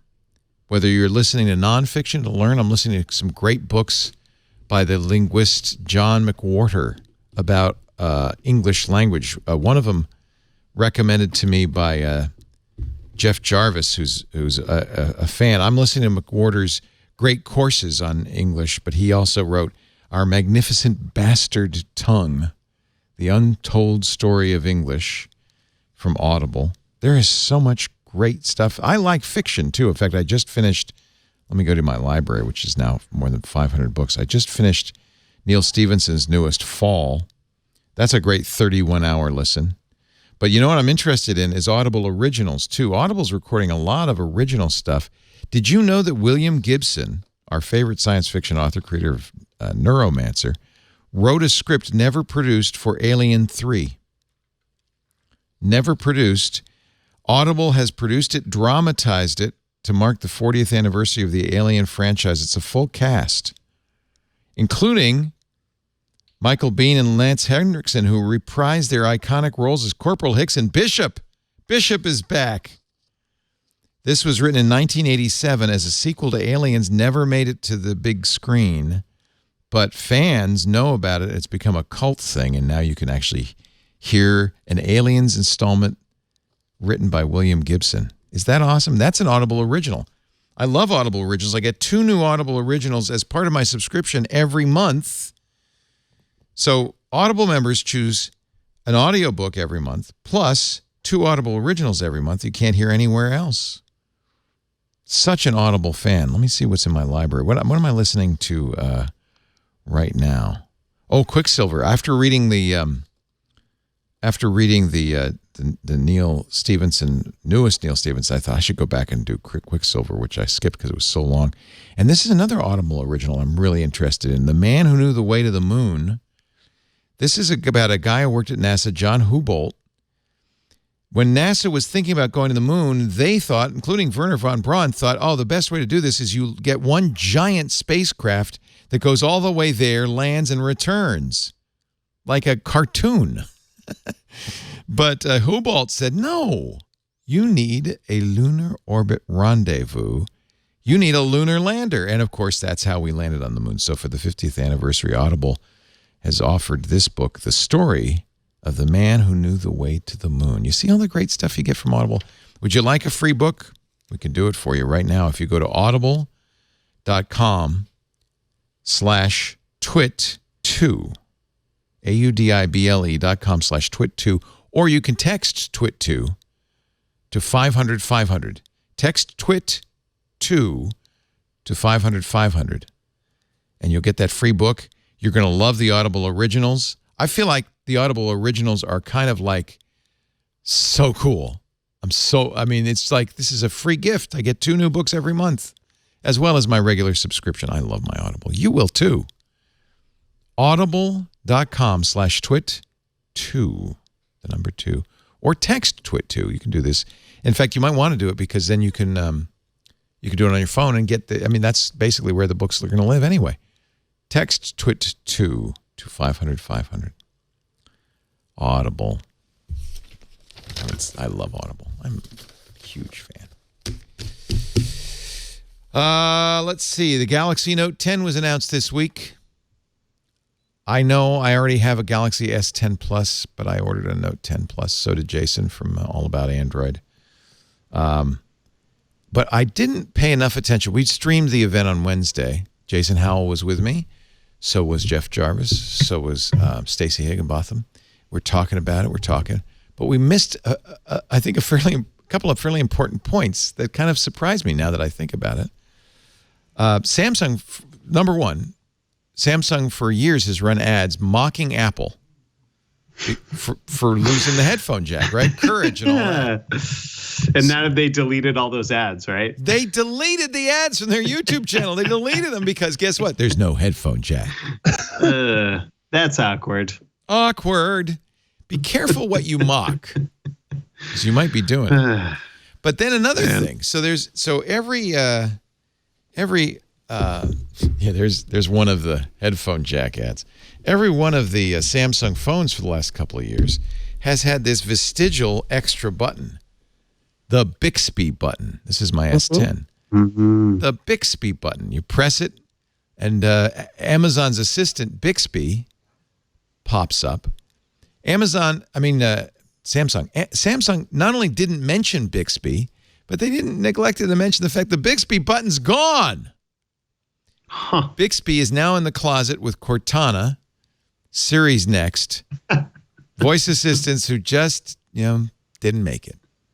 Didn't make it. Playing 7 minutes in hell. Yep. Yeah, they're in the closet playing 7 minutes in hell. I feel so bad for them.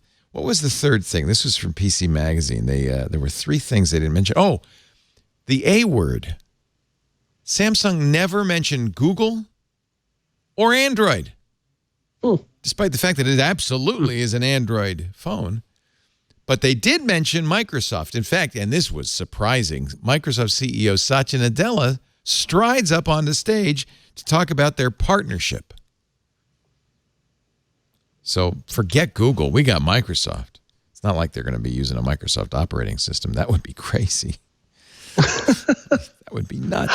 But it makes sense. It's Microsoft's liquid data strategy, right? So that's the problem. Yeah. Microsoft had to figure out a way. We don't have a phone. We're never going to have a phone. We failed in the phone.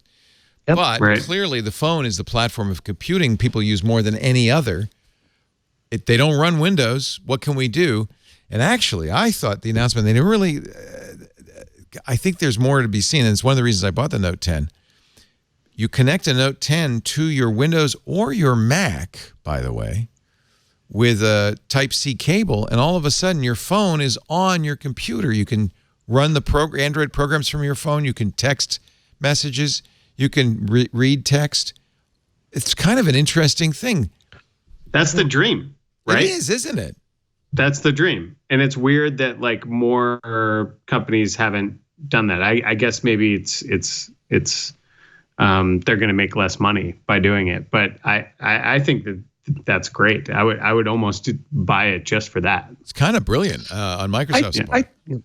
I think it makes sense with the Note. I mean, because there's a stylus involved with it, so you're kind of getting Wacom Cintiq for free. That's but right. I don't know. I can't think of any reason I'd ever want to hook my iPhone up to my Mac. Well, you don't. Well, but that's the run point. something there. You don't need to. And this is where Microsoft was falling behind Apple. You've got continuity. So you can easily send a picture. You could take a picture on your phone and it goes immediately to your Mac. You can do Apple's iMessages work fine on your Mac. So really you don't need to on your Mac, but those are all features that are they're absent on Windows and Android. So I think this is a response to what Apple's doing. And what's nice is it's not an ecosystem play. These are two different companies. Yeah. I think you really have to give Microsoft credit. Their whole liquid data strategy, it's working. Azure is unbelievably great right now. I mean, if you think about it, they're really the tech company embroiled in the least number of scandals consistently. And I think that speaks to them. Yeah. So we'll have September, I think a week from Thursday, my Note 10 will come, and Jason's will. We'll be talking a lot about it, and I will demonstrate it. I don't know if for those of you who watch this show, and that's a small number, I've always had a Surface Studio on the desk in front of me because it's a big screen. It's easy. I could telestrate it with a pen. I replaced the Surface Studio this week. This is a new machine from Lenovo. It does the same thing. It's a Lenovo Yoga 940, D940. It does the thing that was key for me with the Surface, which is tilts back. It's not quite as flat. The Surface Studio goes to 15 degrees. This is 10 degrees. This is 15. But still, I think it gets out of the way. I have a pen, comes with a pen, so I can telestrate it. And it's half the price, which is a big selling point for me. So I'm really, so far, very pleased. Much faster. It's an i7, a real i7 processor. It's got 2 drives, an SSD, an NVMe M.2 SSD in it. It's very fast. Mine, I paid $1,800. I got it on sale. And maybe because it was on sale, they forgot to put the second drive in. But fine, I don't want a 5,400 RPM drive anyway. You can keep your stupid drive, Lenovo. I'll put a nice SSD in here later. But yeah, I just mentioned it. It also has a knob. So the Microsoft had a free floating knob you can even put on the screen. This one's a USB device, but it has 2 scrolls. So I can use one scroll to scroll up and down and one to make the text bigger or smaller, which is really handy. Nice. And then it has a button which I can use to mute You can program it to do other things, but I use it to mute the sound. So when you're using a 3D development engine, I have to tell you, Leo, if you've ever read the mouse commands for Unreal to navigate a space in 3D and 2D, like it's not just that you have to have a 3-button mouse.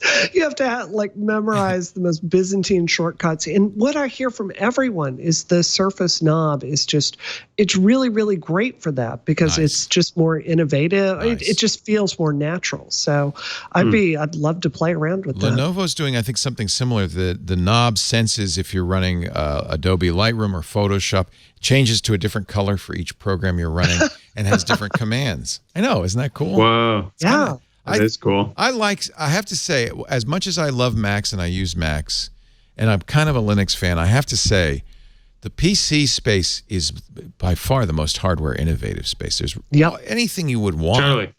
Whatever crazy thing you could think of, you can get as a PC. And then I just put Linux on it. The other reason I like Lenovo is because I can put Linux on it. So I'll be happy. Here is good news for all of you stoners. And I'm doing it just because the Register's headline is so good. It's a great headline. FBI, NSA to hackers. Let us be blunt. We'd need your help. We'll hire you even if you've smoked a little pot in the past. In the past, if you were applying for a job at any of these agencies and they ask you, did you ever smoke pot? And you said, yes, that's it. Goodbye.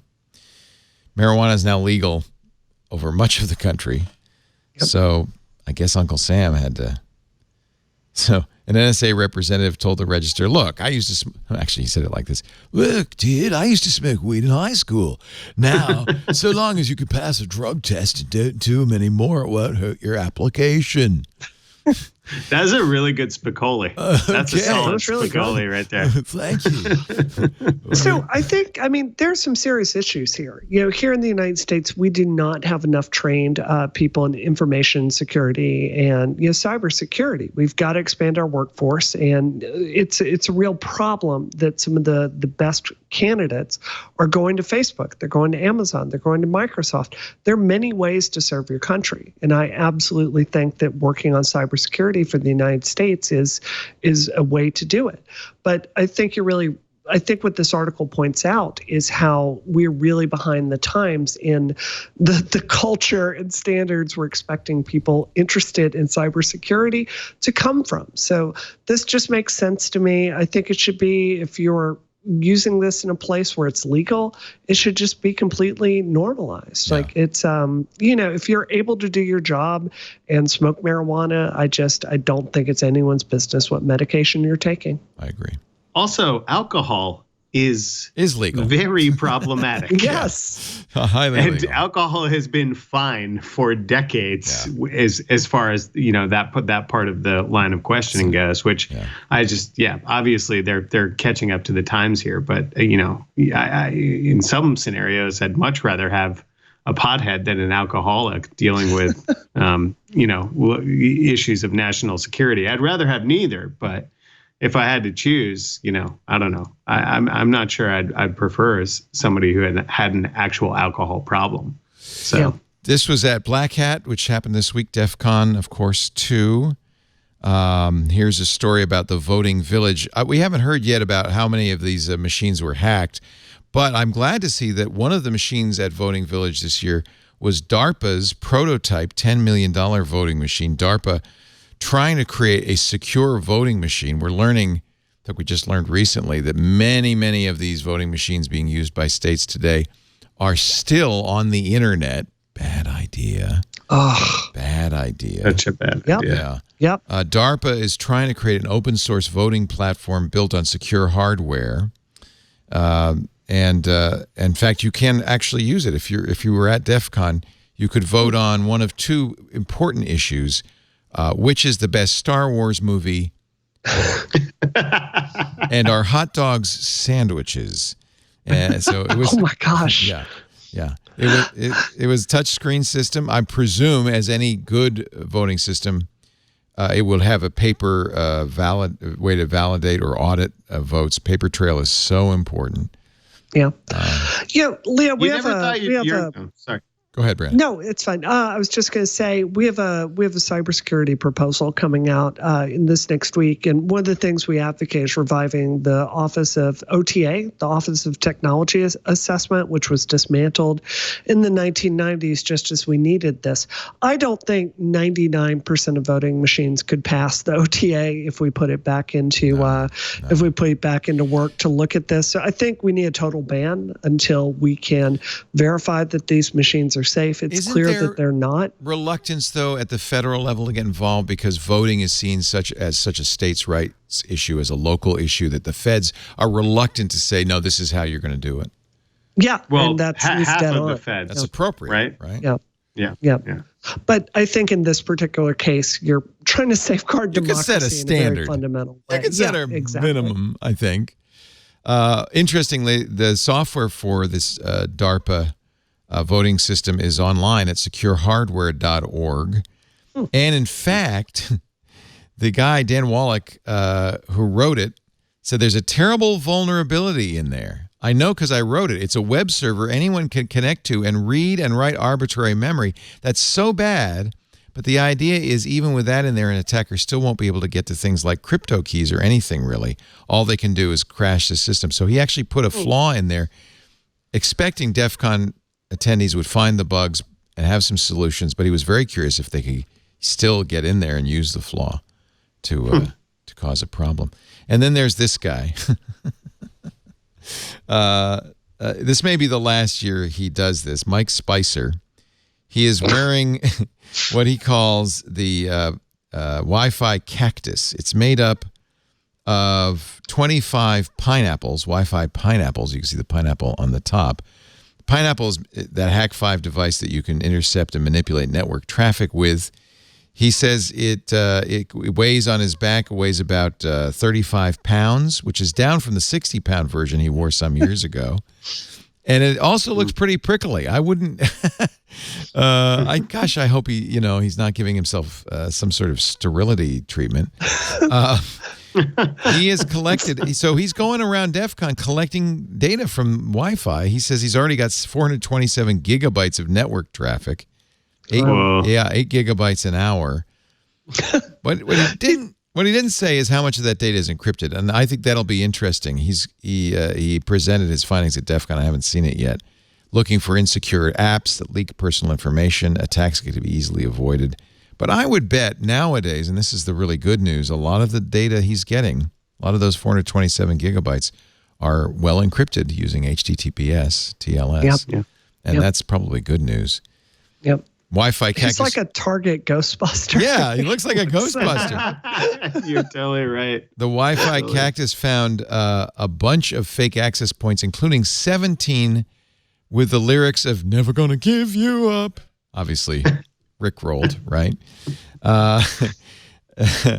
So I don't know. He's been doing this for years. He says, this might be the last time. It's kind of a pain to travel with. Imagine going through the security inspection. Sir? Can you even imagine that conversation with TSA? Oh, like, what does that even look like? I can't even explain it to you. I can't even tell you. Tuesday, Steve. It's funny. I expect to get stopped all the time with a lot of the radio equipment that I travel with. They don't care. They don't care. It looks so. I expect it looks terrible. I mean, it looks really weird, but they never stop me. So I'm trying to remember. Surprised. I had something. It was the hot new thing. I can't remember what it was. It might have been an Amazon Echo or something. And they asked me for information about it. They said, we don't think it's a threat, but we just like to know ahead of time. So, because we're going to probably see a lot more of these, right? And I said, yeah, you probably are. So we just like to know what it is, what's doing, so we can kind of have a profile of it. So maybe they just already know about radio equipment. It's not exactly the latest thing. That's true. It's like podcasts, but off the internet. Off the internet. You just wouldn't understand. You just wouldn't understand.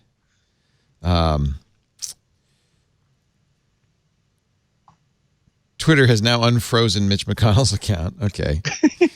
That's just crazy. The whole thing was crazy. They froze it. Then I wanted, let me take a little break because I do want to, before we go, since Brianna's here, I want to talk about what Elizabeth Warren proposed for the internet. Big and interesting. First of all, I commend her as a presidential candidate. To actually have an internet policy is probably unheard of. So I'm really glad. It's part of. She got a lot of policy. She's got a Her lot of policy. Policy game is strong, pretty strong. Strong. Yeah. And I'll be in. I'll just say for full disclosure that I wasn't really. I was supporting somebody else. I won't say who. It's early days. We know we'll be changing our minds. But I started contributing to her campaign when I read this because I think this is really important. And I really like what she said. Whether it's doable is another matter. But we'll talk about that in just a second. Our show today brought to you by Capterra. If you are in business and you have we all have in business, line of business software we have to use. If you're in real estate, the MLS. If you're, managing a veterinary office, you've got your software for booking clients and appointments and ordering supplies. But for a lot of us, those programs are pretty darn old. Because 1/3 of all the machines in the United States are still running Windows XP. The only reason 1/3 of all the machines in the United States are running Windows XP is because they got some dumb program the boss's nephew Joey wrote when he was on summer break. Joey went off to do something else, but the whole business runs on the software and they don't dare take it down. Capterra is doing its part to get Windows XP and Internet Explorer 8 out of the ecosystem. Capterra is the leading free online resource to help you find modern software for your business. There really is something better. It'll run on a modern operating system. It'll run securely. It'll do a better job. It'll run faster. But how do you find it? You don't Google it. You go to Capterra. Capterra has 700 categories of software, all the big ones: project management, email marketing, CRM, but also a lot of specific line of business software. Carson always takes this as a challenge when he's doing the show to find the craziest business. Farm management software, fax server software. Yes, it still exists. So you can go in there, find software. Here's the best part. You can check boxes to select the features you want, the reviews it's got, the quality of the software, all of that stuff. Narrow it down, get a side-by-side comparison chart of up to 4 different programs. And then the best part of all, because you're getting all the information you need, the best part of all, reviews. They are getting close now to 1 million real reviews from real users, 975,000 reviews with 1,000 new reviews every single day. Those reviews are critical because you can see how actual users are using the software, whether they like it, whether it does the job, this is exactly what you want. It's as if you got 1 million friends who are helping you choose the right software, no matter what kind of software your business needs. Capterra makes it easy to discover the right solution fast. Millions of people use Capterra every month. That's why there's so many reviews. And can I tell you the most important part? It's free. Not free, they're going to charge you later. Not free, they're going to upsell you. Free like free, period, done. In fact, the only thing I'd suggest, this is such a great service for free, leave a review. Pay it forward. Help the next person choose the best software. Capterra believes that software makes the world a better place because software can help every organization become a more efficient, effective version of itself. You should see this site. It's awesome. And if you do go there using this URL so they know you saw it on Twit. Capterra.com/twit. CAPTERRA, Capterra.com/twit. Capterra.com/twit. Capterra is software selection simplified, and it's a really great site. I'm really glad to have their support. On Medium, Team Warren.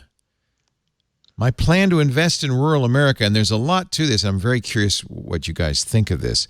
But the thing that attracted me, everything I thought in here was very thoughtful, as usual, from Elizabeth Warren.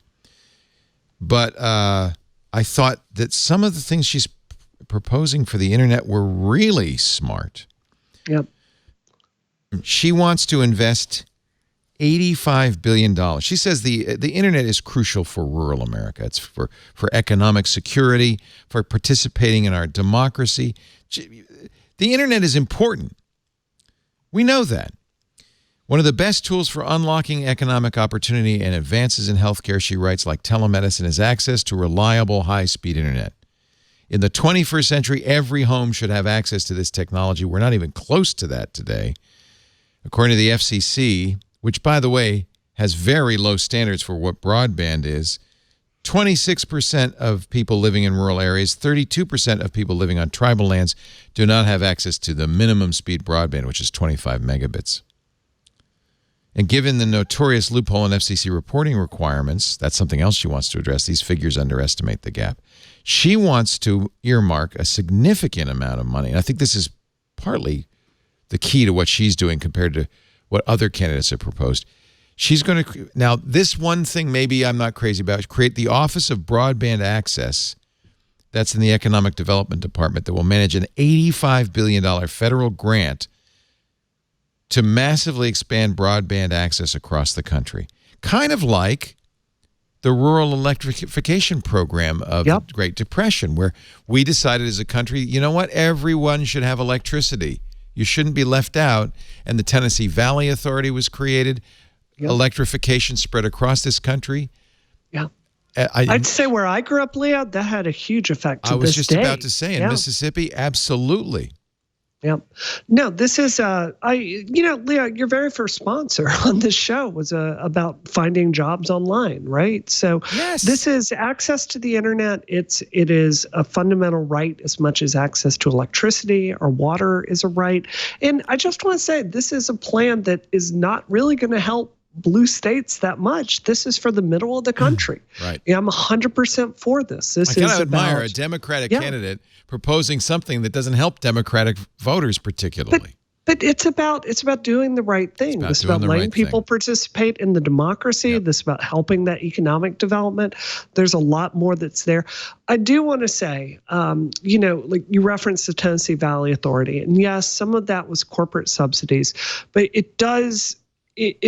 it makes me go, are we just going to be subsidizing Comcast and Verizon for them to build infrastructure in the middle of America? That has not worked out. That's what we've been doing up to now. And those companies, without any requirement that they build rural plants, those companies have ignored their requirents.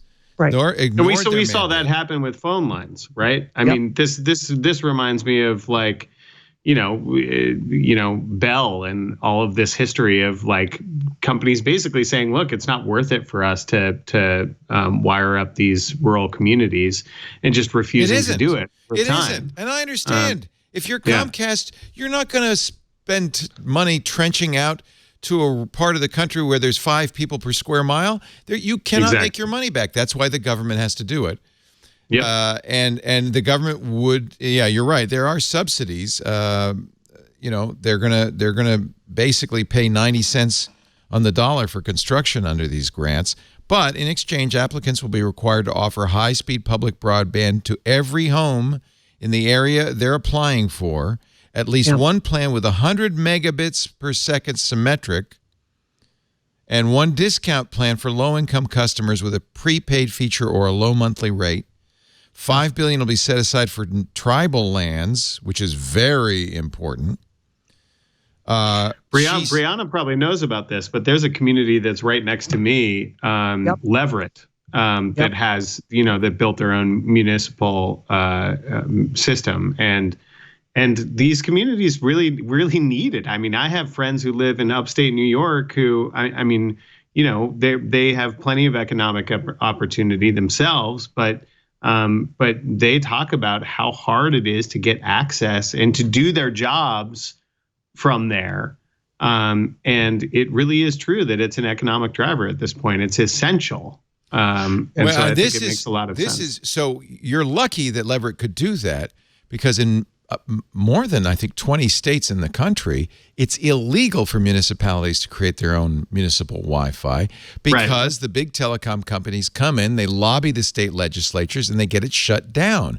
And it started when Philadelphia started putting in municipal Wi-Fi in Comcast's backyard, and they said, So one of the things also important, Plank, in this is make it clear in federal statute municipalities have the right to build their own broadband networks.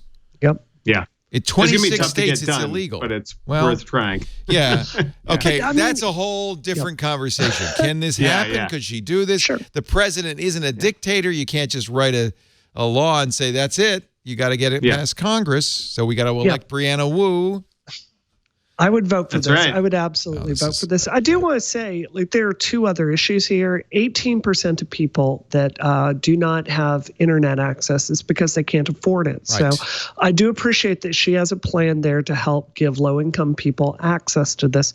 The other thing is I feel like people that don't live in Massachusetts conflate Boston and the rest of our state. And we have real problems in, Western Massachusetts with access to broadband.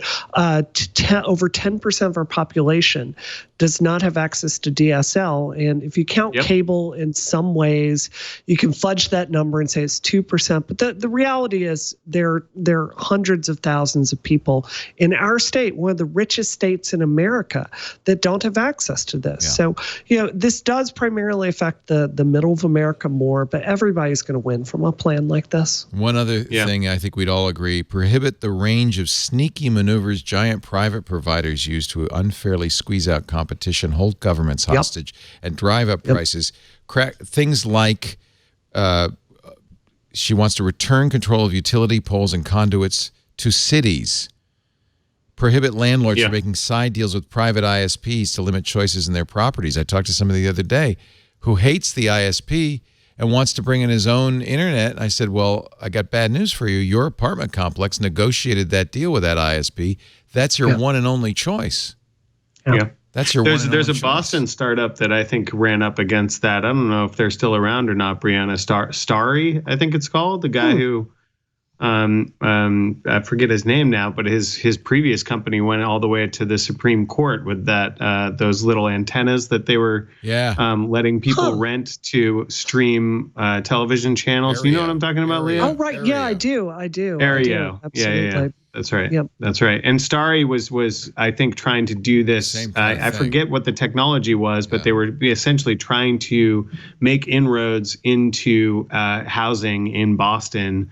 In order to use their technology as an ISP, and I think it was almost like antenna based yet again somehow that they were picking up the signal. I wonder how 5G changes this equation. I mean, People in the chat are talking about that a lot, mentioning 5G. Yeah.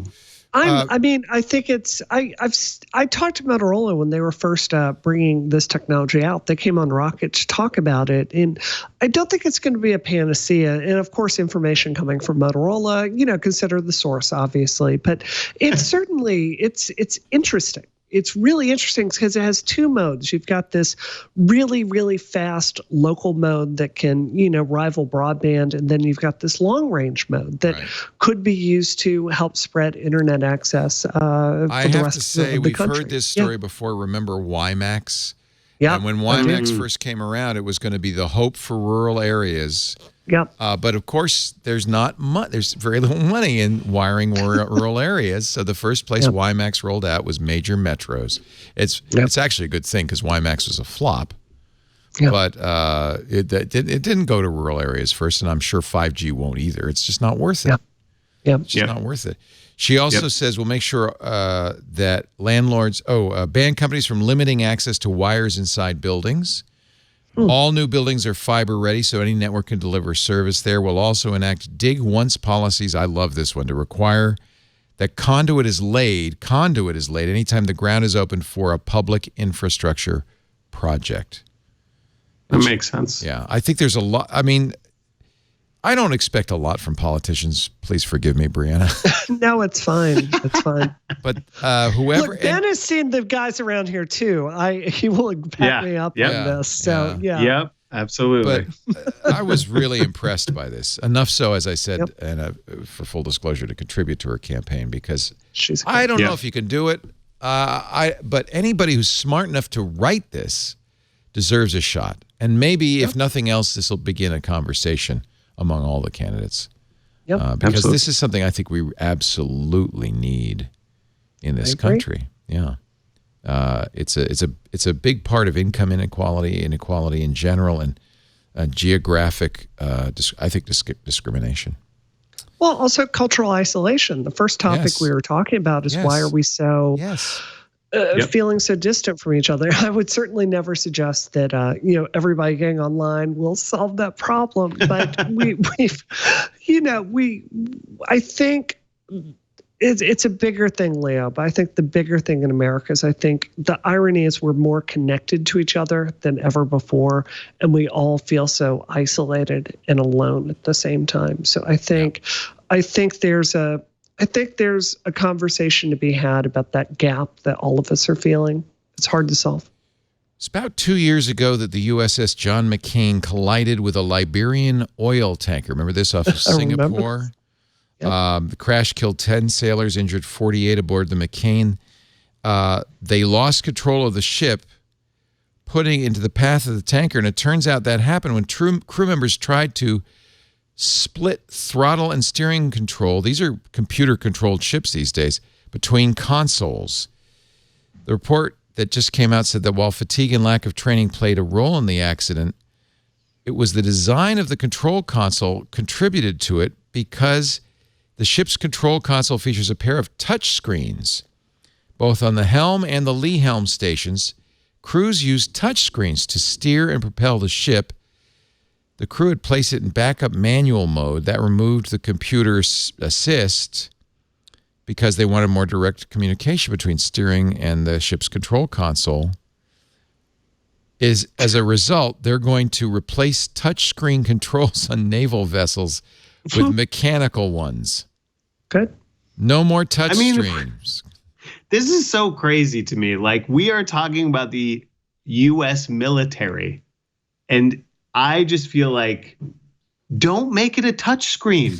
Why do you have to control the thing with a touch screen? Right. I want 6 different dudes and ladies and whoever to have to turn the key at the same time to do the thing. It's like, I don't want you to controlling a military vessel with an iPad. Please stop trying to do this. It's exactly, by the way, that's exactly what Rear Admiral Bill Galinis said. Just because you can doesn't mean you should. Just because you can make them touch screens doesn't necessarily mean. He said if the NTSB said if they'd had throttles, regular old mechanical controls had been present, the helmsman would likely have been alerted that there was an issue early on, avoiding the collision entirely.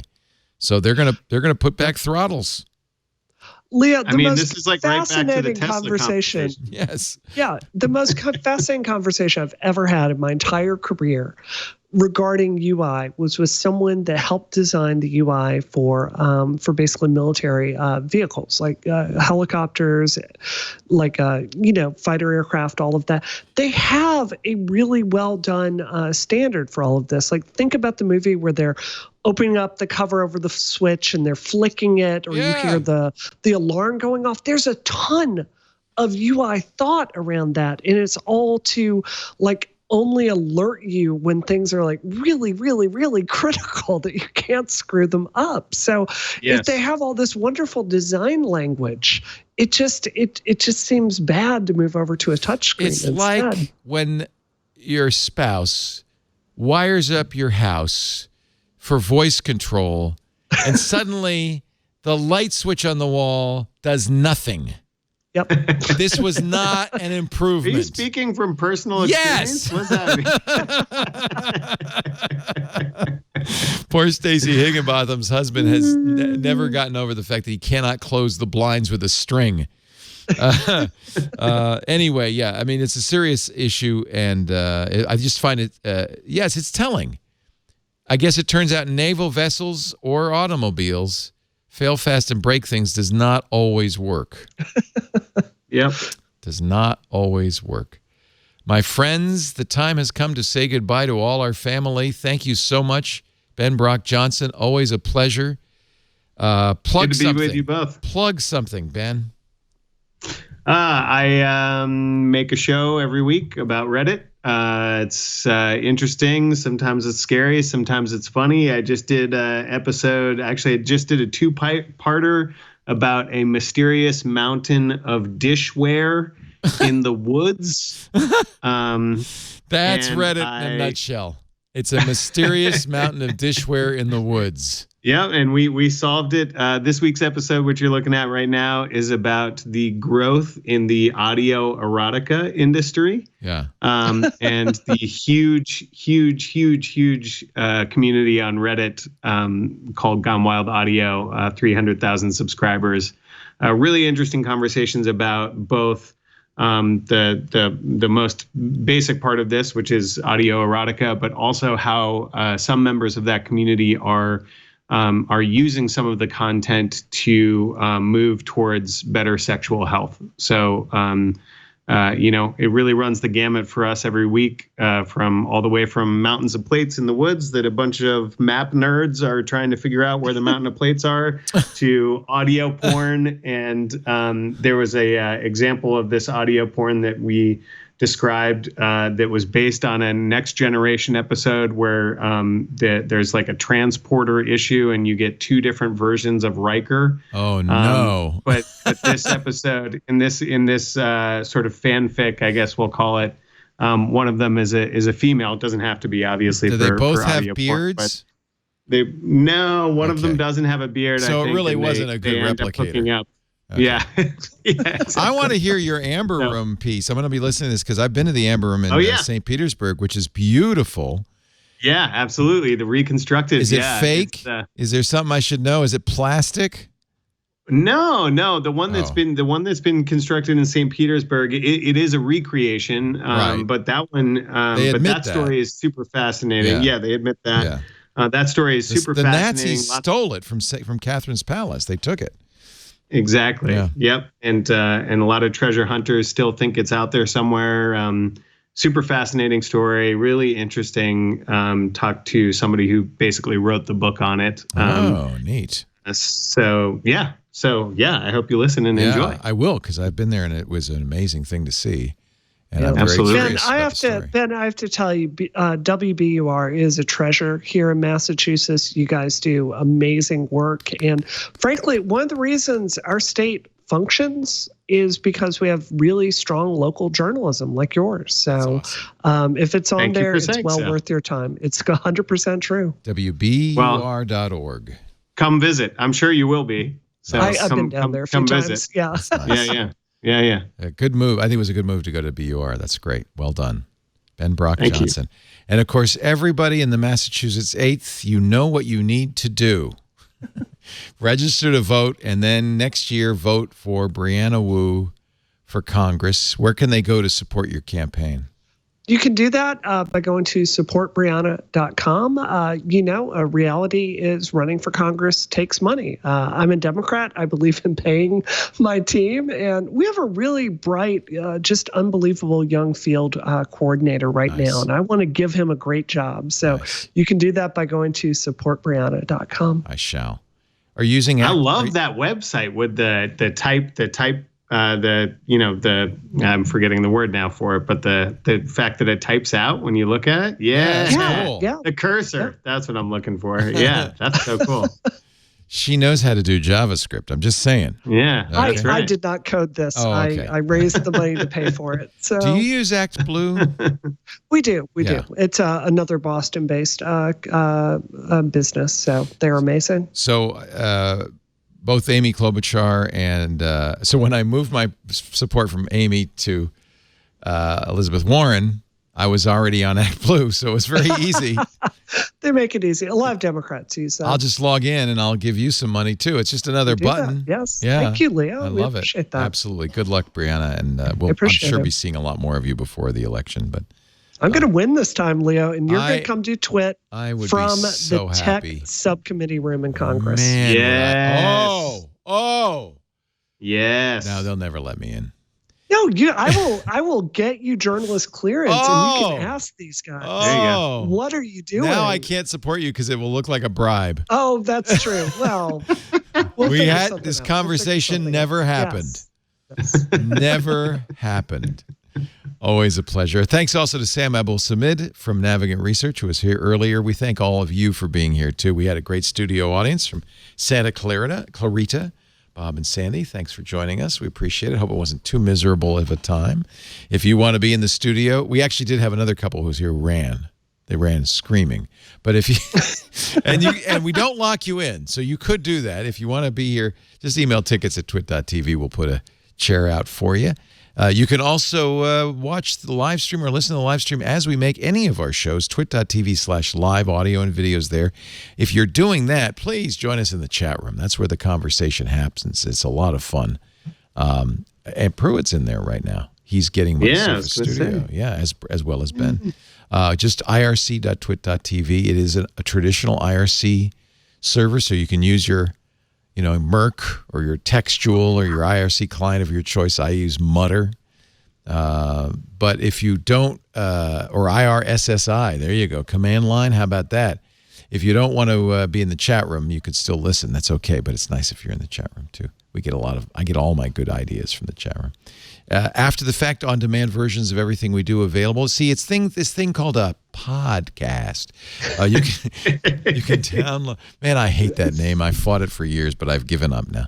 You can download a copy of our podcast by going to twit.tv. And actually, there's subscription buttons on all the pages for all the shows.